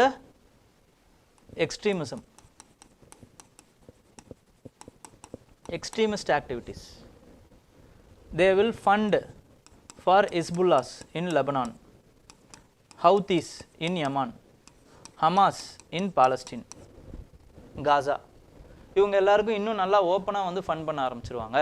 அப்போது அங்கே ஒரு இன்ஸ்டெபிலிட்டி வந்துடும். ஈரானை நீங்கள் அதனால் டச் பண்ணக்கூடாது, சாங்ஷன்ஸை திருப்பி அந்த இதுக்கு சாங்ஷன்ஸை லிஃப்ட் பண்ணாதீங்க அப்படின்னு சொல்கிறாங்க. அதை கேட்கல. 2015 இந்த டீல் வந்து ஓகே ஆகுது. It came into force in 2016. the sanctions has been lifted. அதனால தான் நம்மலாம் என்ன பண்ணுறோம் அப்படின்னு பார்த்தீங்கன்னா, சாபஹார் போர்ட்லாம் கன்ஸ்ட்ரக்ட் பண்ணுறோம். போயிட்டு ஈரான் கிட்ட வந்து ஆயில்லாம் வந்து வாங்குகிறோம், சாபஹார் போர்ட் கன்ஸ்ட்ரக்ட் பண்ணுறோம். பட் ஆஃப்டர் த 2016 ஒரு எலெக்ஷன் நடக்குது. அதில் ட்ரம்ப் வந்துடுறாரு. 2019 யூனிலேட்டரலாக அவர் என்ன பண்ணுறாருன்னு பார்த்தீங்கன்னா, withdraws from the joint comprehensive plan of action. அந்த நீங்கள் தான் வெஸ்ட்டு தான் வித்ட்ரா பண்ணிச்சு அப்படின்னோடனே ஈரானும் என்ன பண்ணுது அப்படின்னு பார்த்தீங்கன்னா, அங்கேயும் ஹார்ட்லைனர்ஸ் வந்துடுறாங்க. அப்போ வந்து they are continuing with their nuclear enrichment process. Okay, again there is now talks between Iran and US and West. இப்போ என்ன ஆகுதுங்கிறத பொறுத்து இருந்து தான் பார்க்கணும். Okay, this is the story. Next, there is another thing which is called as reasonable limits. Reasonable limits. Recently, Pavel Durov he is the founder of Telegram channel. ஓகேங்களா, Telegram app வந்து found பண்ணுறது வந்து இவர் தான். And he is a what to say some kind of extremist. எந்த ஒரு விஷயமும் எக்ஸ்ட்ரீமாக believe பண்ணுறவங்க எக்ஸ்ட்ரீமிஸ்ட் தான். And he is believing in the absolute freedom of speech. He is believing in the absolute freedom of speech. There shouldn't be any reasonable restrictions. Freedom of speech வந்து எல்லாருக்கும் அப்சல்யூட்டாக இருக்கணும். அப்போது freedom of speech அப்சல்யூட்டாக இருந்துச்சுன்னா பெரிய problem வருமே. ஃப்ரீடமை வந்து நீங்கள் காப்பாற்றுறதுக்கு அந்த ப்ராப்ளமெல்லாம் நீங்கள் எதிர்கொண்டு தான் ஆகணுன்றார் அவர். ஓகேங்களா.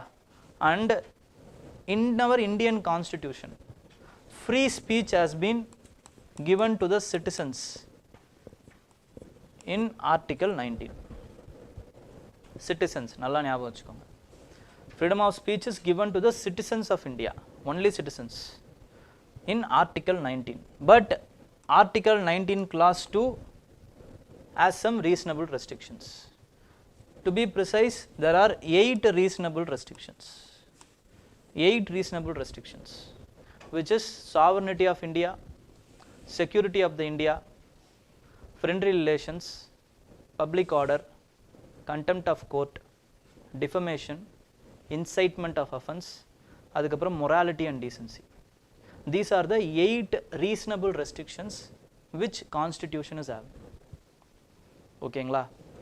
அதே மாதிரி யூனிவர்சல் டிக்ளரேஷன் ஆஃப் ஹியூமன் ரைட்ஸுமே வந்து they are advocating free speech, and they are also having free speech it is not absolute, with this reasonable restrictions of public order, அதுக்கப்புறமா வந்து morals and public health. This is with respect to universal declaration.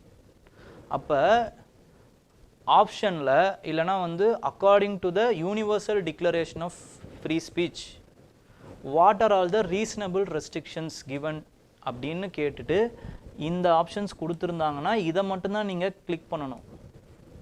கான்ஸ்டிடியூஷன்ல வந்த reasonable ரெஸ்ட்ரிக்ஷன்ஸையும் tick பண்ணிட கூடாது. அப்போ அந்த மாதிரி கவனமா படிங்க. ஓகேங்களா? அண்ட் மறுபடியும் இங்க வந்துரும். He has been arrested. ஏன் அரெஸ்ட் பண்றாங்க அப்படினா because he is advocating absolute freedom of speech. அவரோட பிளாட்ஃபார்ம்ல என்ன மாதிரி கண்டென்ட் போட்டாலுமே அவர் வந்து எடுக்க மாட்டாரு. including child pornography, including வந்து என்ன அப்படினு பாத்தீங்கன்னா extremist content, illegal activities, இந்த மாதிரி எந்த கண்டென்ட் போட்டாலுமே அவர் வந்து எடுக்க மாட்டாரு. everybody has their own freedom அப்படினு அவர் நினைக்கிறாரு. so this approach is called as laissez-faire approach. laissez-faire approach. ஓகேங்களா? இந்த அப்ரோச்சுக்கும் இந்த கவர்மெண்டோடைய அந்த இதுக்குமே வந்து ஒத்து போகாதனால, ஓகேங்களா, the tensions between the protection of the privacy and preventing harm resulting of the absoluteness, இந்த ரெண்டுத்துக்குமான அந்த விஷயம் தான் என்ன ஆகுது அப்படினு பாத்தீங்கன்னா it is giving rise to the arrest of this person. but what we are recommending, or this article is recommending, என்ன அப்படினு பாத்தீங்கன்னா there should be a moderate ground. in the name of free speech நீங்க வந்து you shouldn't encourage the illegal activities. illegal activities ஒன்னு இருக்குன்னு தெரிஞ்சதுனா you have to take it down.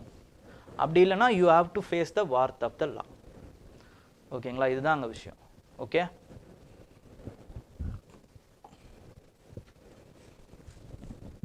next is with respect to union government has banned ஒரு 156 irrational doses of combination. there is a medicine which is called as fixed dose combination medicines. இத கேக்கிறதுக்கு வாய்ப்பு இருக்குங்க. the term FDC, fixed dose combination, recently in news, which denotes அப்படினு கேட்பாங்க. அவ்வளவுதான் just.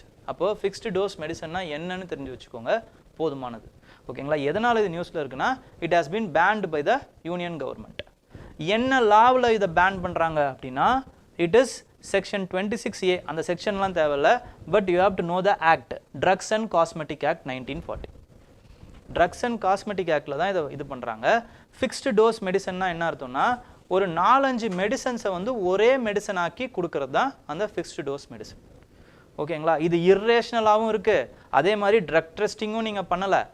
ஓகேங்களா? ஏன்னா ஒரு ட்ரக்கை வந்து நீங்க கொடுக்கிறதுக்கு முன்னாடி it has to be given enough trials, animal trials, human trials, இதெல்லாம் பண்ணிட்டு அதுக்கு அப்புறமா தான் you have to introduce in the market.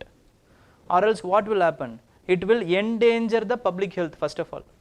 second, there is a possibility of inducing antibiotic resistance.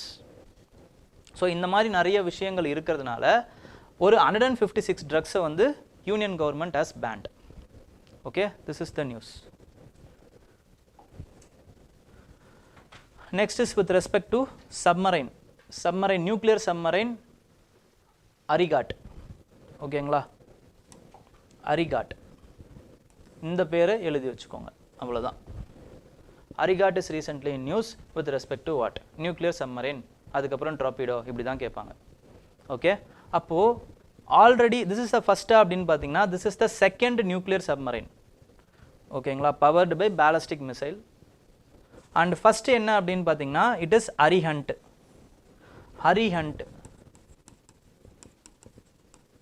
Arihant is the first nuclear submarine of India. Arigat is the second nuclear submarine of India. Arihat. okay, இப்போ இது என்ன ensure பண்ணுது அப்படினு பாத்தீங்கன்னா ஒரு இம்பார்ட்டன்ட்டான strategic இதுவை இது பண்ணுது, என்ஃபோர்ஸ் பண்ணுது இந்த நியூக்ளியர் சப்மரைன்ஸ். என்னன்னா it is called as nuclear triad அப்படினு சொல்லுவாங்க. nuclear triad அதாவது மூணு ஸ்பேஸ்லயுமே we are having the capability to launch the nuclear weapons in land, in space through jet, in water through submarines. Okay, இது வந்து nuclear facilities இருக்கு. இந்த மூணு இதுலயுமே நம்மளால வந்து இப்போ இது பண்ண முடியுங்கிறதுனால we are enhancing our deterrence capability. ஏன்னா இப்போ இந்தியா மேலே யாராவது ஒருத்தர் நியூக்ளியர் வெப்பனை போட்டுடுறாங்க are using they are using chemical weapons அப்படின்னும் போது no first use policy we have. இந்தியாவே இல்லை, no first use policy இருந்து என்ன பிரயோஜனம்? அப்படி ஆகிடும்ல. அப்போது even though our entire country is annihilated, we can still push the nuclear button if we have nuclear weapons in other areas, in space or in land, water. ஓகேங்களா, அந்த water அந்த இதோ உறுதிப்படுத்துறது தான் என்ன அப்படின்னு பார்த்தீங்கன்னா இந்த சப்மரைன்ஸ். அதனால தான் டிட்டரன்ஸ் வந்து இன்னும் அதிகமாகுதுன்னு நான் சொல்கிறேன். ஓகே, நெக்ஸ்ட் வந்து சந்திப்பூரா வைரஸ் வந்து இன்னும் இந்தியாவில் பரவறதுக்கு நிறைய வாய்ப்பு இருக்குது. ஏன்னா because of the rainy season. ஏன்னா அதோட வெக்டார்ஸ் வந்து one of the important vector is mosquito, Aedes mosquito, which is also vector of dengue. ஓகேங்களா, அடிஸ் மஸ்கிட்டோ வந்து பரவறதுக்கு வாய்ப்பு இருக்குது because of the rainy season அப்படிங்கிறத சொல்கிறாங்க WHO. வேறு என்னென்னலாம் வெக்டார்ஸ் இருக்குது அப்படின்னு பார்த்தீங்கன்னா சாண்ட் ஃப்ளைஸு, டிக்கு, இதுவும் வந்து வெக்டார்ஸ் தான். Okay, so Chandipura virus it resides in the salivary gland of the vector. Salivary கிளாண்டில் அது வந்து இருக்குது. ஓகேங்களா, அது என்ன பண்ணும் அப்படின்னு பார்த்தீங்கன்னா it will reaches the central nervous system and it will leads to encephalitis. அப்படின்னா என்ன அர்த்தம்னா வீக்கம் வர ஆரம்பிச்சிடும், இன்ஃப்ளமேஷன் வந்து கொடுக்க ஆரம்பிச்சிடும். ஓகேங்களா, அதனால் நமக்கு கிட்னி ஃபங்க்ஷன்ஸு, லிவர் ஃபங்க்ஷன்ஸ் இதெல்லாம் வந்து வீக்கன் ஆக ஆரம்பிச்சிடும். சீக்கிரமாக சடனாகவே வீக்கன் ஆக ஆரம்பிச்சிடும் அப்படிங்கிறாங்க. ஓகே, நெக்ஸ்ட் வந்து சிம்டம்ஸ் பார்த்தீங்க அப்படின்னா வந்து ஃப்ளூ லைக் சிம்டம்ஸ் இருக்கும். அதுக்கப்புறமா வந்து சீஷர்ஸ் இருக்கும். சீஷர்ஸ் அப்படிங்கிறது என்னன்னு பார்த்தீங்கன்னா அந்த இழுப்புன்னு சொல்லுவாங்கள்ல, அந்த மாதிரி சீஷர்ஸ் இருக்கும். அண்ட் தென் ரெஸ்பிரேட்டரி டிஸ்ட்ரெஸ்ஸு, அதுக்கப்புறம் ப்ளீடிங்கு, இதெல்லாமே வர்றதுக்கு வாய்ப்புகள் இருக்குது. And it will largely affect the children below 15 years of age. and there is no treatment, specific treatment எதுவும் கிடையாது இந்த சந்திப்புரா வைரஸ்க்கு. ஓகே, நெக்ஸ்ட் வந்து இவர் தான் இந்த சவுத் கொரியன், இதை தான் நான் முன்னாடி சொன்னேன். ஓகேங்களா, இவர் தான் சொல்லியிருப்பார் India can have a what to say can have a prioritizing, can also prioritize squad I-2U2 மாதிரி ப்ரியாரிட்டைஸ் பண்ணலாம். அதே நேரத்தில் ரஷ்யா கூடயும் அவங்க உறவில் இருப்பாங்க. they can have both the facility. ஓகேங்களா, and they are also having a leadership like quality அப்படின்னு நிறைய புகழ்ந்துருக்காங்க. இந்த டிப்ளமேட்ஸுக்கு இதுதான் வேலை, வேறு ஒன்றும் கிடையாது. ஓகேங்களா, அவங்களுடைய வேலையே இதுதான். இப்படியும் சொல்லக்கூடாது, அப்படியும் சொல்லக்கூடாது, நடுவில் ஏதாவது ஒன்று பேசிக்கிட்டே இருக்கணும், புரியக்கூடாது நமக்கு சுத்தமாக. அண்டு இது எதுக்காக எடுத்துகிட்டு வந்திருக்கேன் அப்படின்னு பார்த்தீங்கன்னா he has said about 2 important words, hub and spoke alliance. Hub and spoke alliance. Okay, and there is another alliance which is called as lattice like alliance. This you can use it in your international relations, எக்கனாமிலையும் எழுதலாம். ஓகேங்களா, hub and spoke அப்படிங்கிறது என்னன்னு பார்த்தீங்கன்னா ஒரு இம்பார்ட்டண்ட்டான hub இருக்கும், அதிலிருந்து வந்து அதோடைய கிளைகள் வந்து போகும். there is a nerve center which controls it from the center. அதுக்கப்புறமா வந்து அதில் சின்ன சின்ன ஸ்போக்ஸ், வேறு சப் யூனிட்ஸ் இருக்கும். இதுதான் வந்து ஹப் அண்ட் ஸ்போக். இன்டர்நேஷ்னல் ரிலேஷனில் இதுக்கான எக்ஸாம்பிள் என்ன அப்படின்னு பார்த்தீங்கன்னா NATO, where the hub is the US and through its allies it controls the European Union and world. ஓகேங்களா, and it also contains Russia. ஓகேங்களா, இதுதான் hub and spoke model. Hub and spoke அலையன்ஸுக்கான best example is NATO. And then lattice like அப்படின்னும் போது it is nothing but a mat like intricate structure where every nodes are important and every nodes are directly or indirectly connected with each other. இதுதான் lattice like alliance. So இதோடைய இம்பார்ட்டண்ட்டான example என்னென்னா SCOவாக இருக்கலாம், அதுக்கப்புறமா வந்து குவாடாக இருக்கலாம், where every country given importance. ஓகேங்களா, இந்த 2 விஷயத்தையும் எழுதிக்கோங்க. இதை நீங்கள் உங்களோட ஆன்சர்ஸில் யூஸ் பண்ணலாம். குவாடுக்கு ஏதாவது வரும்போது நீங்கள் யூஸ் பண்ணிக்கலாம். லாட்டிஸ் லைக் அலையன்ஸ் அப்படின்னு வந்து சொல்லலாம். ஓகேங்களா?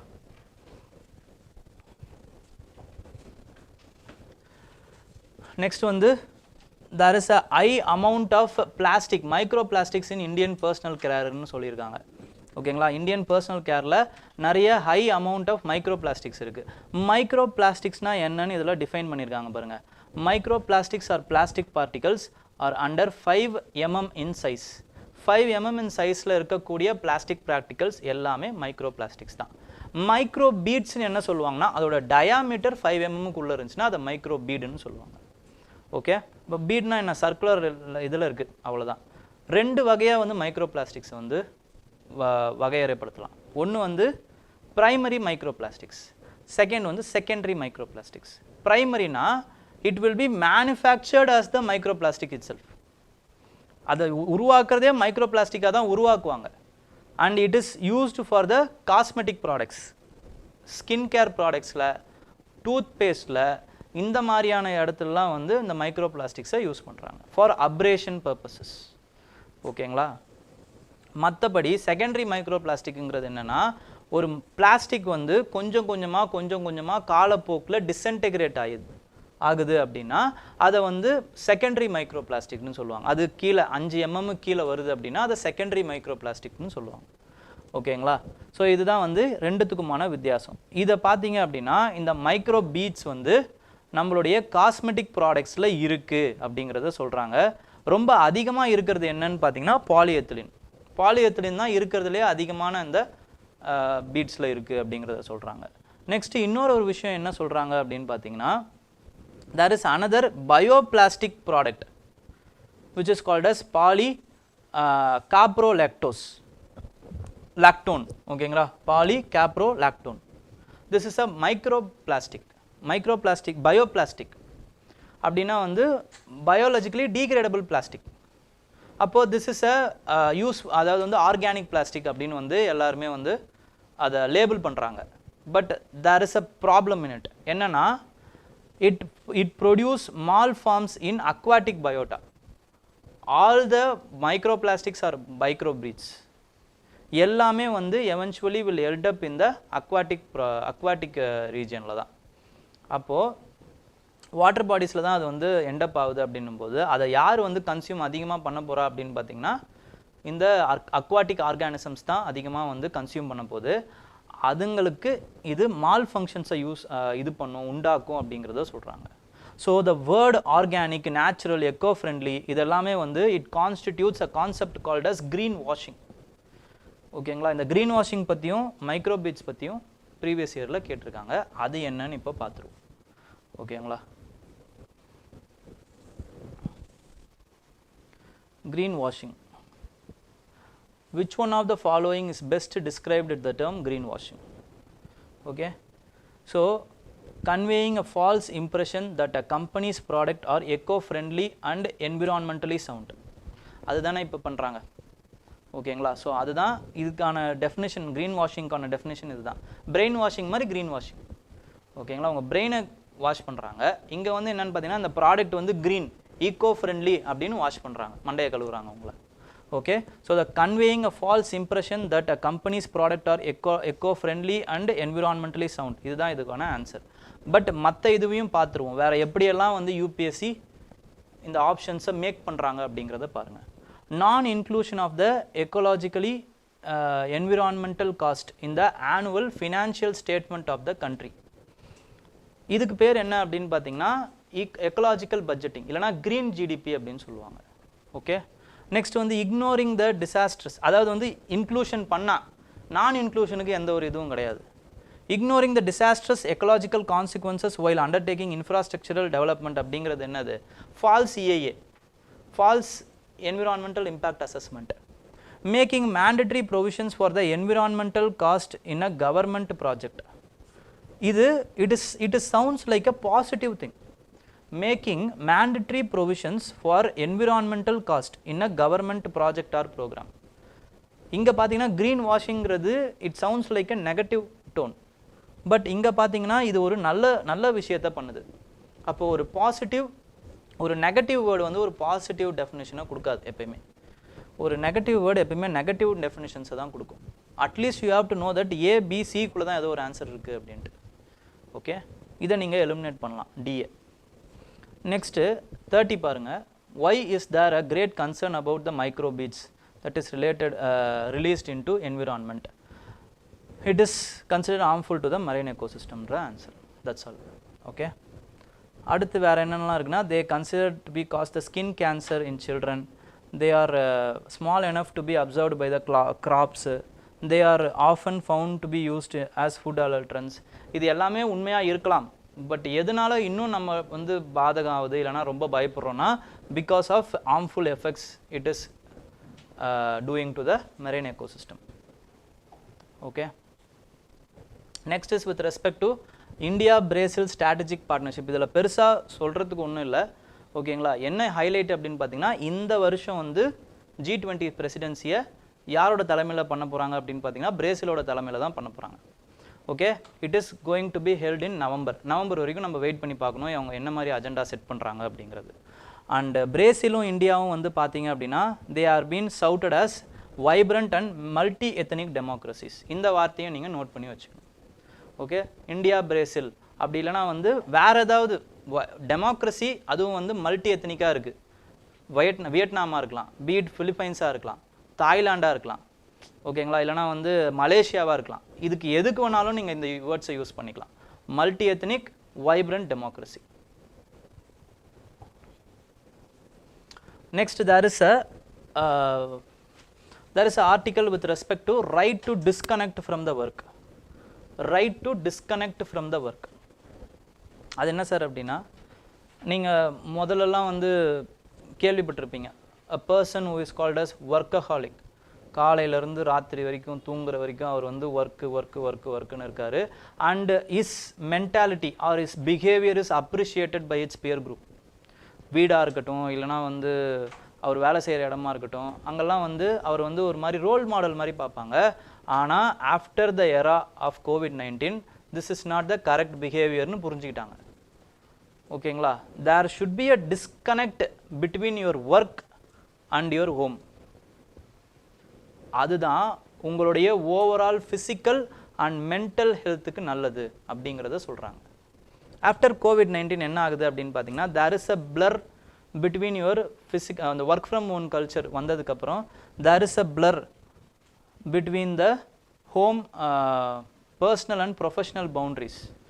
ஸோ ரீசெண்ட்லி ஆஸ்திரேலியா என்ன பண்ணியிருக்காங்க அப்படின்னு பார்த்தீங்கன்னா, Australia is the latest country to join this list. they have ensured your work right to disconnect அப்படின்னா after the working hours. இப்போ நீங்கள் வீட்டுக்கு போகிறீங்க, your manager is calling or giving emails related to your work. You have the right to ignore that email or phone. ஓகேங்களா, you have the right to ignore. அதுக்கு பேர் தான் என்னன்னு பார்த்தீங்கன்னா right to disconnect. ஓகே, இதை நீங்கள் கவர்னன்ஸில் use பண்ணிக்கலாம், பாலிட்டியில் use பண்ணிக்கலாம், எத்திக்ஸில் யூஸ் பண்ணிக்கலாம். Okay, right to disconnect. சரி, இந்த ரைட் டு டிஸ்கனெக்ட்லாம் இந்தியா மாதிரியான ஒரு கண்ட்ரியில் சாத்தியமா? நம்ம என்ன பண்ணுறோம் அப்படின்னா, காலையில் வேலைக்கு போகிறதுக்கு முன்னாடி கிக் எக்கனாமியில் கொஞ்சம் வேலைக்கு செஞ்சுட்டு அப்புறமா வேலைக்கு போகிறவங்களாம் நிறைய பேர் இருக்காங்க. இல்லைனா வந்து வரும்பொழுது போகும்போது நான் வீட்டுக்கு தான் போகிறேன், அப்படியே வந்து ரேப்பிடோவை போட்டுட்டு அது மூலமாக வந்து சில பேரை வந்து கொண்டு போகிறவங்களாம் இருக்காங்க. ஸோ பெட்ரோல் காசுக்கு ஆகும் அப்படின்ட்டு அப்படி வேலை செய்கிறவங்க இருக்காங்க. இல்லை இன்னும் கொஞ்ச நேரம் வந்து 6:30க்கெலாம் எனக்கு விட்டுடுறாங்க, ஒரு 8:30 வரைக்கும் நான் வந்து ரேப்பிடோ போட்டு அதில் கொஞ்சம் ஒரு 400 500 சம்பாரிச்சிட்டு அப்புறமா வந்து அதற்கு போகிறேன் அப்படிங்கிறவங்களாம் நிறைய பேர் இருக்காங்க. ஸோ இந்த மாதிரி வந்து ஒர்க் பண்ணுற இந்தியா மாதிரியான அன்ஆர்கனைஸ்டு செக்டாரில் ஒர்க் பண்ணுறவங்களுக்கு இது சாத்தியமா அப்படின்னா இட் இஸ் $1 million கொஸ்டின் தான். ஓகேங்களா, இதுக்கு நடுவில் சில கவர்மெண்ட்ஸே என்ன பண்ணுறாங்க அப்படின்னு பார்த்தீங்கன்னா 14 hours ஒர்க்கு இந்த மாதிரி கர்நாடகா கவர்மெண்ட் இப்போ ரீசெண்டாக கொண்டு வரலான்னு நினச்சாங்க. பட் அதெல்லாம் வந்து எதிர்ப்பு தெரிவித்து அதெல்லாம் கொண்டு வரல. பட் ஓவராலாக we have the right to self care. ஓகேங்களா, செல்ஃப் கேர் வந்து நமக்கு இருக்குது. இஃப் யூ கான்ட் ஸ்விட்ச் off your work this perhaps affect your sleep and eating ஹேபிட்ஸ்லேருந்து ஸ்லீப் பேட்டர்ன்லேருந்து எல்லாமே பாதிப்பு ஏற்படும். இப்போ ஓவராலாக உங்களோட ஹெல்த்தை வந்து அது பாதிக்கும். ஓகேங்களா, ultimately you have to care yourself. எப்படி வந்து ஒர்க்குக்கு வந்து நீங்கள் வந்து ஒரு 100% கொடுக்குறீங்களோ நீங்களும் உங்களுடைய உடம்பை 100% பார்த்துக்கணும். இந்த இதிலேருந்து நான் ஆஸ்பிரன்ஸுக்கு என்ன சொல்ல வரேன் அப்படின்னா, யூ ஆர் ஆல்சோ ப்ரொலாங்கிங்லி ஸ்டடிங். ஓகேங்களா? சீரியஸாக படிக்கிற ஆஸ்பிரண்ட்டு நான் சொல்கிறேன். ஓகே, ரொம்ப சீரியஸாக படிக்கிறீங்க. Okay, you should also have to have rest. ஓகேங்களா? அப்போது உங்களோட ஷெட்யூல்லையே ரெஸ்ட்டுக்கான ஷெட்யூலும் இருக்கணும். Then only it will have recharging capacity, recharging capability இருக்கணும். உங்களோட ஷெட்யூலில் there should be a schedule for reading, there should be a schedule for revision, there should be a schedule for rest. ஆனால் அந்த ரெஸ்ட் ஷெட்யூல் இப்படி இருக்கணும், இப்படி இருக்கக்கூடாது. ஓகேங்களா? ரீடிங் தான் இப்படி இருக்கணும், ரிவிஷன் இப்படி இருக்கணும், ரெஸ்ட் இப்படி இருக்கணும். Then only again you can read like this. Okay, then this bird is called as northern bald ibis, ibis bird. இது வந்து ரொம்ப பார்க்க தான் எப்படி இருக்குது, பட் டேஸ்ட்டாக இருக்குமா. ஓகேங்களா? அதனால் என்ன பண்ணிட்டாங்கன்னா, it has been indiscriminately what to say, it has been hunted, indiscriminately hunted in 17th century. So அது நியர் எக்ஸ்டிங்ஷனுக்கு போயிடுது. ஸோ இப்போ என்ன பண்ணுறாங்க அப்படின்னு பார்த்தீங்கன்னா, it has been again introduced in European areas. அதோடைய ரீஜன் எதுன்னு பார்த்தீங்கன்னா, northern Africa, Arabian peninsula and Europe. Okay, இப்போ அந்த ரீஇன்ட்ரடியூஸ் பண்ணதுனால அதோடைய IUCN status has been improved from critically endangered to endangered status. இதை நீங்கள் எழுதுனா போதும். Okay, next, significant with respect to the founders of freedom of press. freedom of press ஒரு நிறுவனவங்க. ஓகேங்களா? during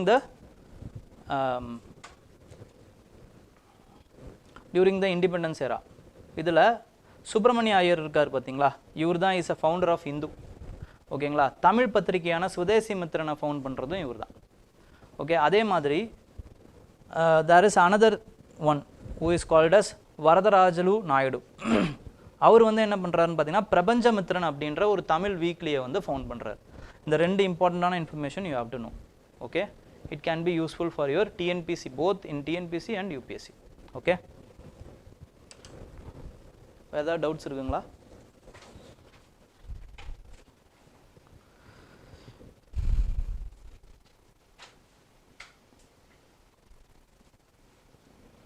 ஆத்தர் நேமும் எடிஷனுமா? ஓல்டு NCERT, ஏன்ஷியன்ட் இந்தியாவை பொறுத்த வரைக்கும் RS சர்மா, மெடிவல் இந்தியாவை பொறுத்த வரைக்கும் சதீஷ் சந்திரா, அதுக்கப்புறமா வந்து மாடர்னை பொறுத்த வரைக்கும் it is Bipin Chandra. Okay, administrative reforms ADR report is questioning about the elections and EC not answered yet. என்ன சொல்ல வரீங்கன்னு எனக்கு புரியல. Sir, I am preparing 6 months, since 6 months, but எனக்கு ஒரு கான்ஃபிடென்ஸ் வரமாட்டேங்குது. 6 வருஷம் படிக்கிறவங்களுக்கே வரமாட்டேங்குதுங்க. 6 மாதம் தாங்க, கண்டிப்பாக வரும், கவலைப்படாதீங்க. ஓகே, இப்போ கொஞ்சம் என்ன சொல்கிறது, பிளான் பண்ணி படிங்க. ஃபவுண்டேஷன் கோர்ஸ்லாம் ஃபஸ்ட்டு முடிங்க. ஓகேங்களா? நம்ம சேனலில் போட்ட ஃபவுண்டேஷன் கோர்ஸ்லாம் கொஞ்சம் பாருங்கள், முடிங்க. You will regain confidence. படிக்க படிக்க ரிவைஸ் பண்ண கான்ஃபிடென்ஸ் எப்போ வரும்னா, by attempting more number of question, அதை நீங்கள் சால்வ் பண்ண உங்களுக்கு வந்துடும் கான்ஃபிடென்ஸ். ஓகே, I2 U2 அப்படிங்கிறது என்னன்னு பார்த்தீங்கன்னா, it is dubbed as a Middle East Quad which is nothing but I2, 2 I இருக்குல்ல, இஸ்ரேல் இந்தியா, U2 அப்படிங்கிறது UAE USA. ஓகேங்களா? ஸோ அதுதான் I2 U2.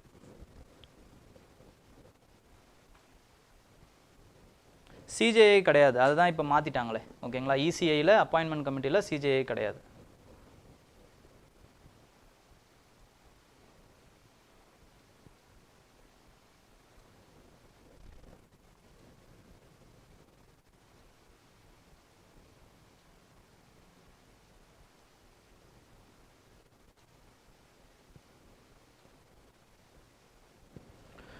Most of the news looks like affecting polity classes. Now I realize how important the polity studies. கஷ்டம்லாம் இல்லைங்க, polity தான் இருக்கிறதுலே ரொம்ப easy. ஓகேங்களா? ஃபஸ்ட்டு வந்து NCERT படிங்க, அதுக்கப்புறமா வந்து கணேஷாரோடைய அம்பு மேமுடைய கிளாஸையும் கணேஷரோட கிளாஸையும் ஃபஸ்ட்டு பார்த்துருங்க. அதுக்கப்புறம் go and read NCERT and Laxmikanth. Then current அஃபேர்ஸில் இதை ஃபாலோ பண்ணுங்கள். It will be very easy. Okay, don't வரி.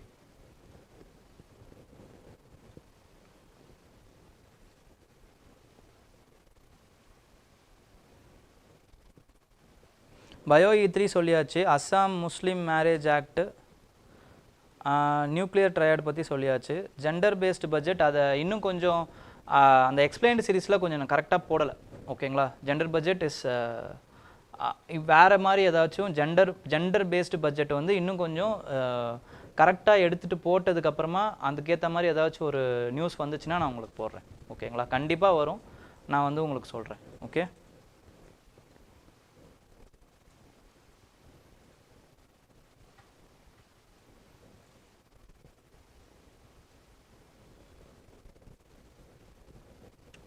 India has nuclear weapon, why US has enmity with Iran? US had enmity with Iran also initially. India also. US வந்து sanctions போட்டாங்க India கூட. But India is a responsible nuclear power. ஓகேங்களா? And இந்தியாவோட situation is a unique situation where it is surrounded by the nuclear enemies. But it is not in the case of Iran, first of all. Second, Iran is a rogue state.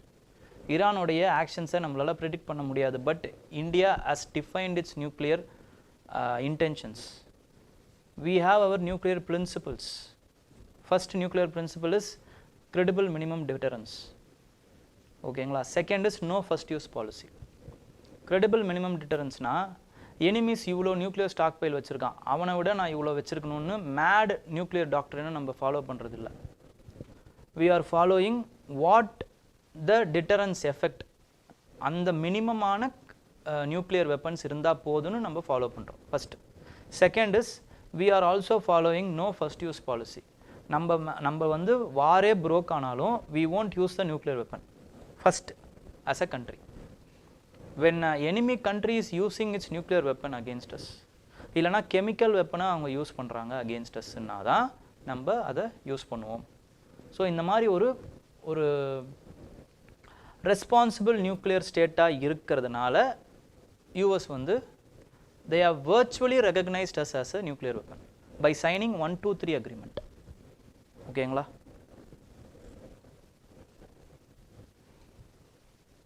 Tomorrow இருக்காதுங்க. Okay, ballast means what sir? ballastனா வந்து it is a area within the ship. ஓகேங்களா? Counter wait பண்ணுறதுக்காக அந்த ballast area அப்படின்னு வச்சுருப்பாங்க. ஓகேங்களா? Ship வந்து ஒரு குறிப்பிட்ட அளவு வந்து தண்ணிக்கு உள்ளே போகணும், தென் ஒன்லி இட் கேன் ஃப்ளோட். ஓகேங்களா? அந்த தண்ணிக்கு உள்ளே போகிறதுக்கு அதுக்கு குறிப்பிட்ட அமௌண்ட் ஆஃப் வெயிட் தேவை. இப்போ அன்லோடு பண்ணிடுது ஒரு போர்ட்டில் அப்படின்னா அந்த வெயிட் வந்து கம்மியாகி ஷிப் வந்து மேலே வந்துடும். மேலே வந்துச்சுன்னா there is a possibility of its overturning. அது இருக்கக்கூடாதுன்றதுக்காக கவுண்டர் வெயிட்டுக்காக சீ வாட்டரை வந்து ஷிப்புக்குள்ளே நிரப்புவாங்க. அதுதான் வந்து என்ன அப்படின்னு பார்த்தீங்கன்னா பலாஸ்ட் வாட்டர். ஓகே,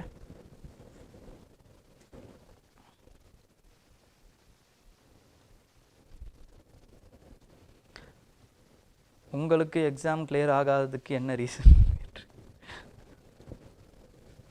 அதுக்கு பல காரணங்கள் நான் இல்லை அப்படின்னு தெரியல. ஓகே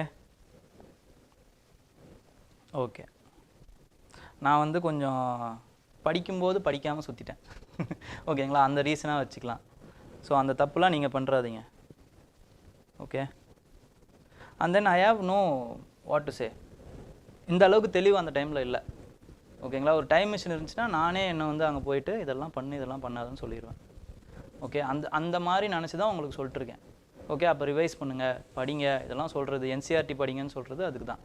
ஃபஸ்ட்டு வருஷம் நான் வந்து சேர்ந்ததுலேருந்து செகண்ட் வருஷம் தான் என்சிஆர்டின்னு ஒன்று இருக்குன்னே தெரியும். நான் ஃபஸ்ட் இயர் ஃபுல்லாக படிக்கிற வரைக்கும் எனக்கு என்சிஆர்டின்னு ஒன்று இருக்கிறதே தெரியாது.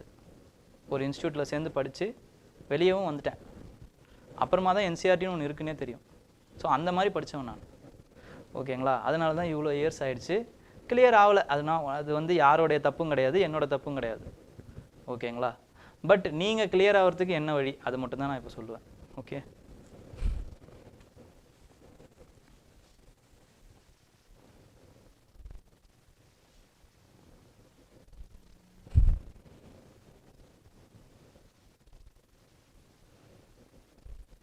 எப்படி சார் இப்படி இருக்கீங்க அப்படின்னு கேட்டிருக்காரு ஒருத்தர். ஓகே,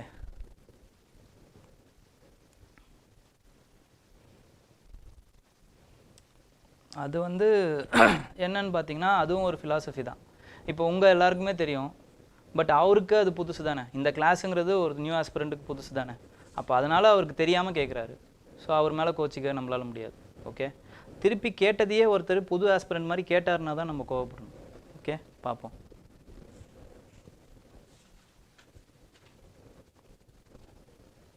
lattice like allianceனா என்னன்னா, there is it is called as mesh. ஓகேங்களா, ஹப் அண்ட் ஸ்போக் அப்படிங்கிறது ஒரு ஹப் இருக்கும், சென்டர் ஒன்று இருக்கும், அதுக்கு வெளியில் வந்து நிறைய அதை வந்து கண்ட்ரோல் பண்ணுறதுக்கான நிறைய மிஷினரிஸ் இருக்கும். ஓகேங்களா, அதுதான் ஹப்பு. ஓகே, அதுக்கான சப் யூனிட்ஸ் வந்து வெளியே இருக்கும். ஆனால் லேட்டிஸ்ங்கிறது என்ன அப்படின்னு பார்த்தீங்கன்னா மேட் மாதிரி. ஓகேங்களா, எல்லா என்டிட்டியும் எல்லா ஜாயின்ஸும் இம்பார்ட்டண்ட். ஒரு மேட் எப்படி வந்து இன்டகிரேட்டடாக இருக்கணும்னா எல்லா ஜாயின்ஸும் இம்பார்ட்டண்ட்டோ அதே மாதிரி தான் லேட்டிஸ். ஸோ அந்த மாதிரி தான் குவாட் அலையன்ஸோ இல்லை எஸ்சிஓன்றதை சொல்கிறாங்க. ஏன்னா அப்படின்னா எல்லா இண்டிவிஜுவல் கண்ட்ரீஸுக்கும் இம்பார்ட்டன்ஸ் இருக்குன்றத சொல்கிறாங்க. ஓகேங்களா, ஏங்க ஆல்ரெடி டைம் ஆகிடுச்சு. இப்போ யூபிஎஸ்சி ஜேர்னிலாம் கேட்டிங்க அப்படின்னா முடிஞ்சிடும். ஓகேங்களா, அதெல்லாம் வந்து எப்போ டைம் ஒத்து வருதோ, எப்போ தெரியுதோ, எப்போ முடியுதோ நான் சொல்கிறேன். ஓகே,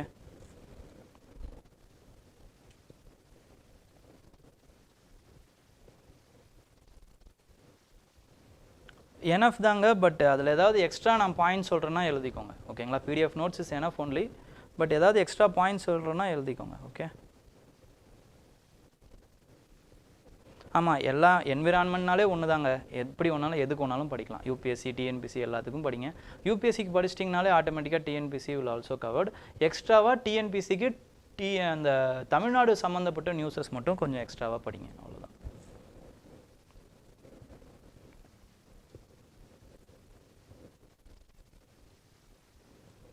நான் சொல்கிறேங்க. டுமாரோ சிசேட்லாம் இருக்கும், டிஎன்டி மட்டும் டுமாரோ இருக்காது. ஏன்னா நம்ம ஆல்ரெடி ஒன் வீக்குக்கான டிஎன்டி முடிச்சாச்சு. ஓகேங்களா, அதனால் நாளைக்கு இருக்காது. நாளைக்கு சொல்கிறதுக்கு ஒன்றும் கிடையாது. ஓகே,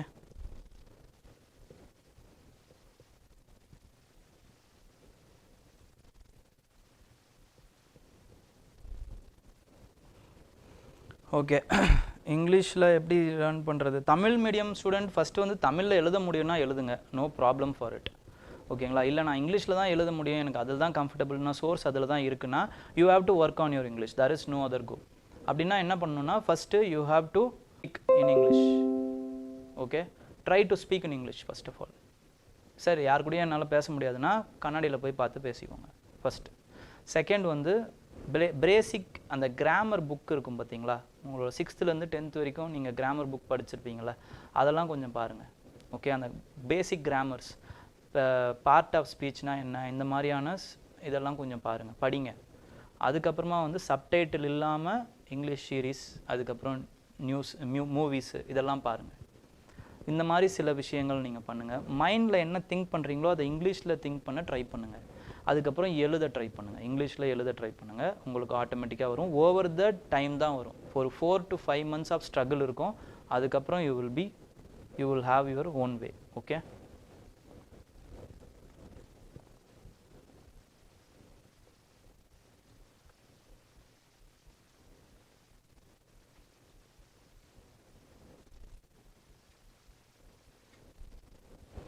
ஹோம் ப்ரெஷர் எப்படி வந்து ஹேண்டில் பண்ணணுன்னு கேட்குறீங்க.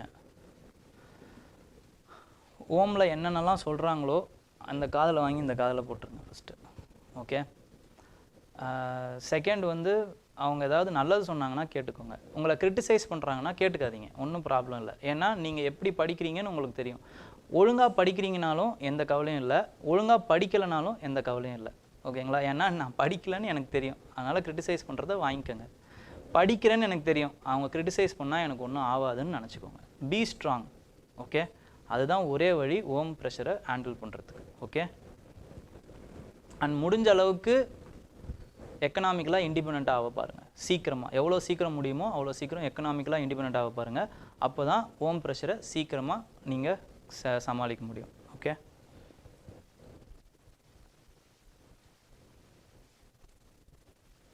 இது எதுவுமே பண்ணாமல் இந்து போதும். ஓகேங்களா, அதை வச்சும் கற்றுக்கிறவங்களாம் நிறைய பேர் இருக்காங்க. பட் இதுவும் பண்ணுங்கன்னு நான் சொல்கிறேன். There is no one way to achieve your goal. ஓகேங்களா, இதையும் பண்ணுங்கள், முடிஞ்சால் இந்து படிக்கிறதா போதுமானது. ஓகேங்களா, அது ஆனால் ரிலீஜியஸாக ஃபாலோ பண்ணுங்கள்.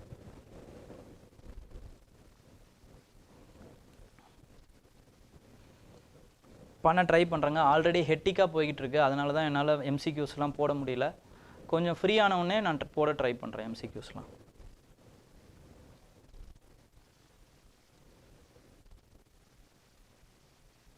தமிழில் மெயின்ஸ் எழுதி கிராக் நிறைய பேர் பண்ணியிருக்காங்க, அதெல்லாம் ஒன்றும் ப்ராப்ளமே இல்லை. ஓகே, டிப்ஸ் வேணுமா? நான் முதல்வன் எக்ஸாமுக்கு நான் ஆல்ரெடி எக்ஸாமுக்கு நிறைய கொடுத்துட்ருக்கேன்.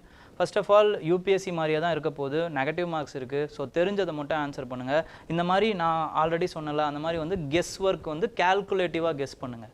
ஓகேங்களா, கேல்குலேட்டிவாக கெஸ் பண்ணுங்கள். அதுக்கப்புறமா வந்து ப்ரீவியஸ் இயர் கொஸ்டின் ஒரு 10 இயர்ஸ் ஆஃப் கொஸ்டினாக திருப்பி சால்வ் பண்ணிட்டு போங்க.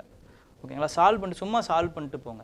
ஓகேங்களா, அதெல்லாம் கொஞ்சம் ஹெல்ப் பண்ணும். மேப்ஸ் இப்போ பாருங்கள், இந்த டைமில் மேப்ஸு, அப்புறம் ஃபேக்ஸ்லாம் படிங்க. ஏன்னா இன்னும் நாளைக்கா நாளன்னைக்கான்னு தெரியல, நாளைக்குன்னு நினைக்கிறேன். ஓகேங்களா, நாளைக்கும் நாளன்னைக்கும். ஸோ ஃபேக்ஸ்லாம் கொஞ்சம் பாருங்கள். இந்த மாதிரியான சில விஷயங்களை பண்ணுங்கள், போதுமானது. நாளைக்கு இல்லை, அடுத்த வாரமாக. ஸோ இதெல்லாம் கொஞ்சம் பாருங்கள், பார்த்தீங்கனாலே கொஞ்சம் ஈஸியாக இருக்கும். ஓகேங்களா, மறுபடியும் ரிவைஸ் பண்ணுங்கள். நிறைய இருக்குது, படிக்கிறதுக்கு நிறைய இருக்குது, டைமை ஓட்டணும்னு நினைப்பீங்க இந்த டைமில். அந்த மாதிரி பண்ணாதீங்க. எவ்வளோ முடியுதோ ரிவைஸ் பண்ணுங்கள், எவ்வளோ நேரம் முடியுதோ ரிவைஸ் பண்ணுங்கள். ரிவிஷன் தான் இந்த டைமில் கீ. ஓகே,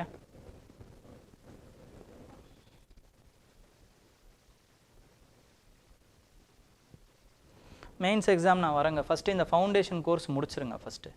அதுக்கப்புறம் நம்ம மெயின்ஸை பற்றி நம்ம எப்போ பேசலாம் அப்படின்னா வந்து நவம்பர் டிசம்பர் டைமில் நம்ம பேசுவோம். ஓகே, மெயின்ஸை பற்றி கொஞ்சம் எலாபரேட்டாகவே நம்ம என்ன பண்ணுறது, எப்படி என்ன ஏது அப்படிங்கிறத பேசுவோம். அதுக்குள்ளே இந்த ஃபவுண்டேஷன் கோர்ஸையும் முடிஞ்சால் எத்திக்ஸை நீங்கள் வீட்டிலேயே உட்காந்து படித்து ட்ரை பண்ணுங்கள். ஓகே, ஸோ மேத்தமேட்டிக்ஸ் ஆக்ஷனல் நான் போடலாம் சொல்ல முடியாதுங்க. ஓகேங்களா, so thank you, all the best. ஜாலியாக இருங்க, எதை பற்றியும் கவலைப்படாதீங்க, நல்லா படிங்க. All the best. ஓகே.